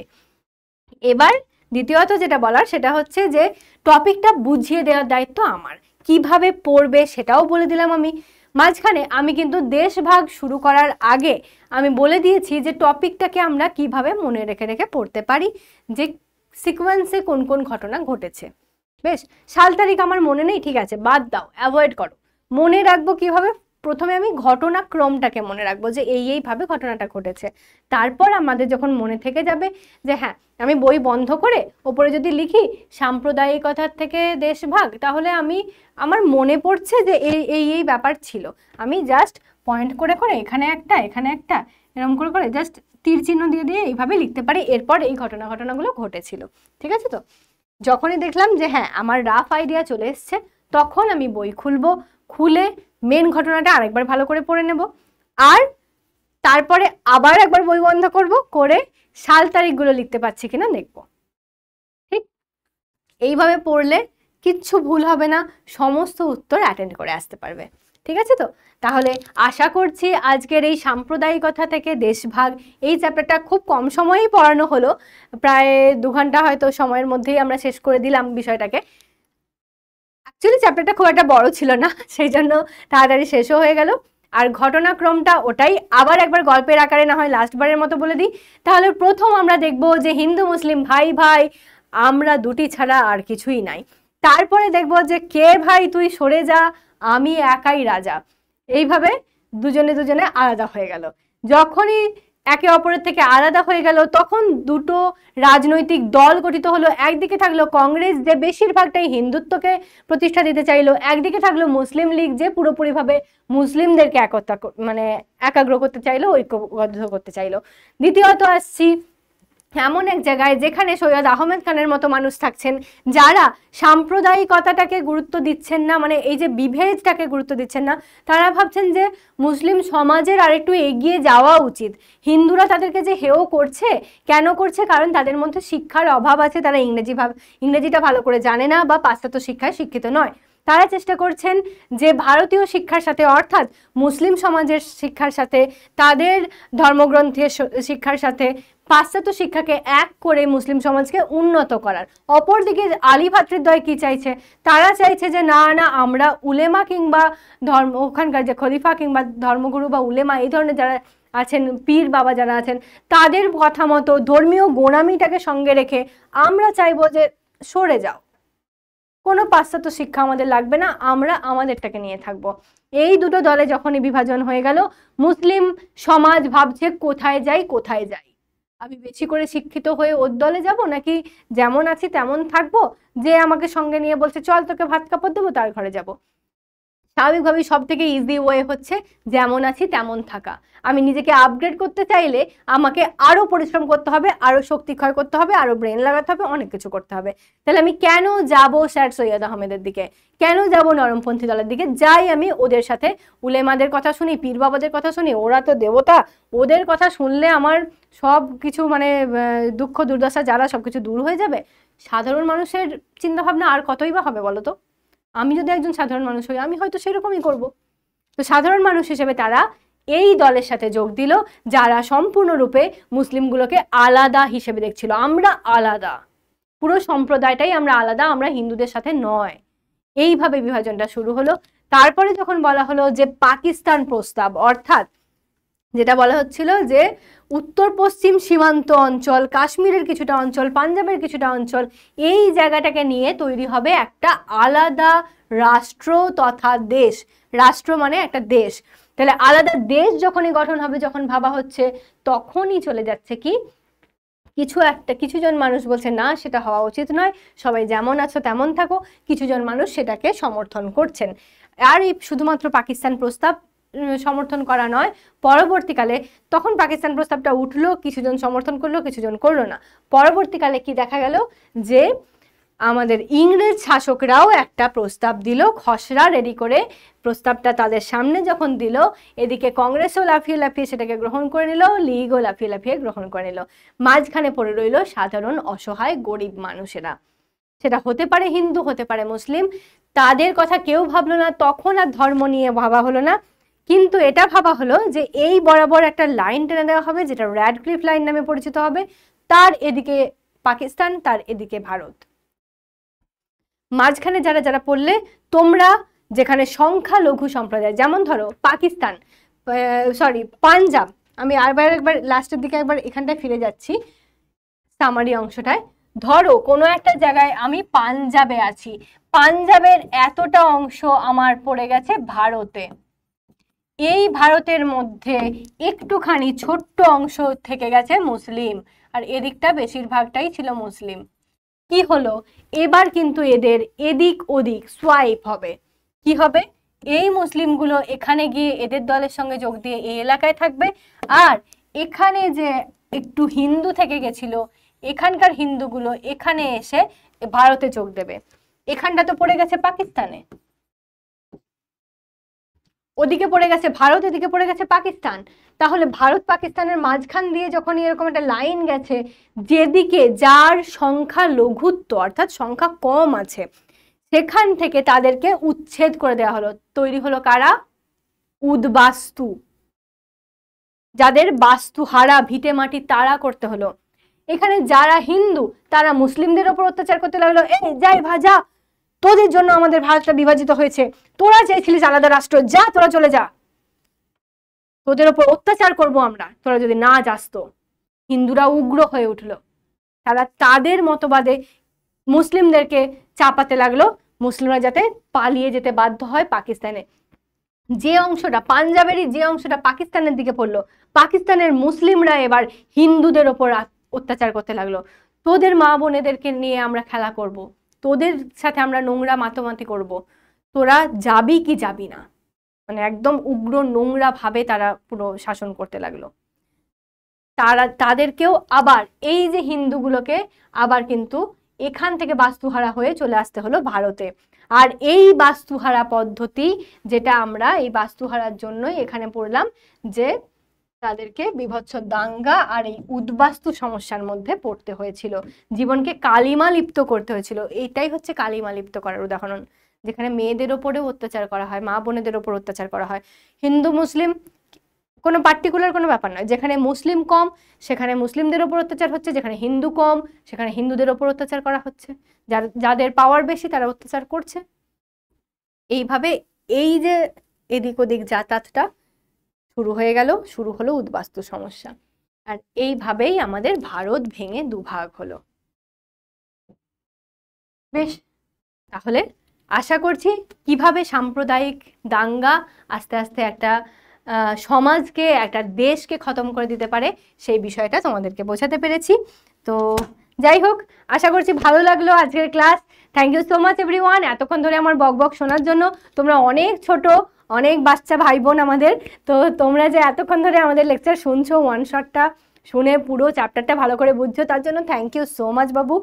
তো এইভাবে শুনতে থাকো, ভালো করে পড়াশোনা করতে থাকো, এগিয়ে চলো।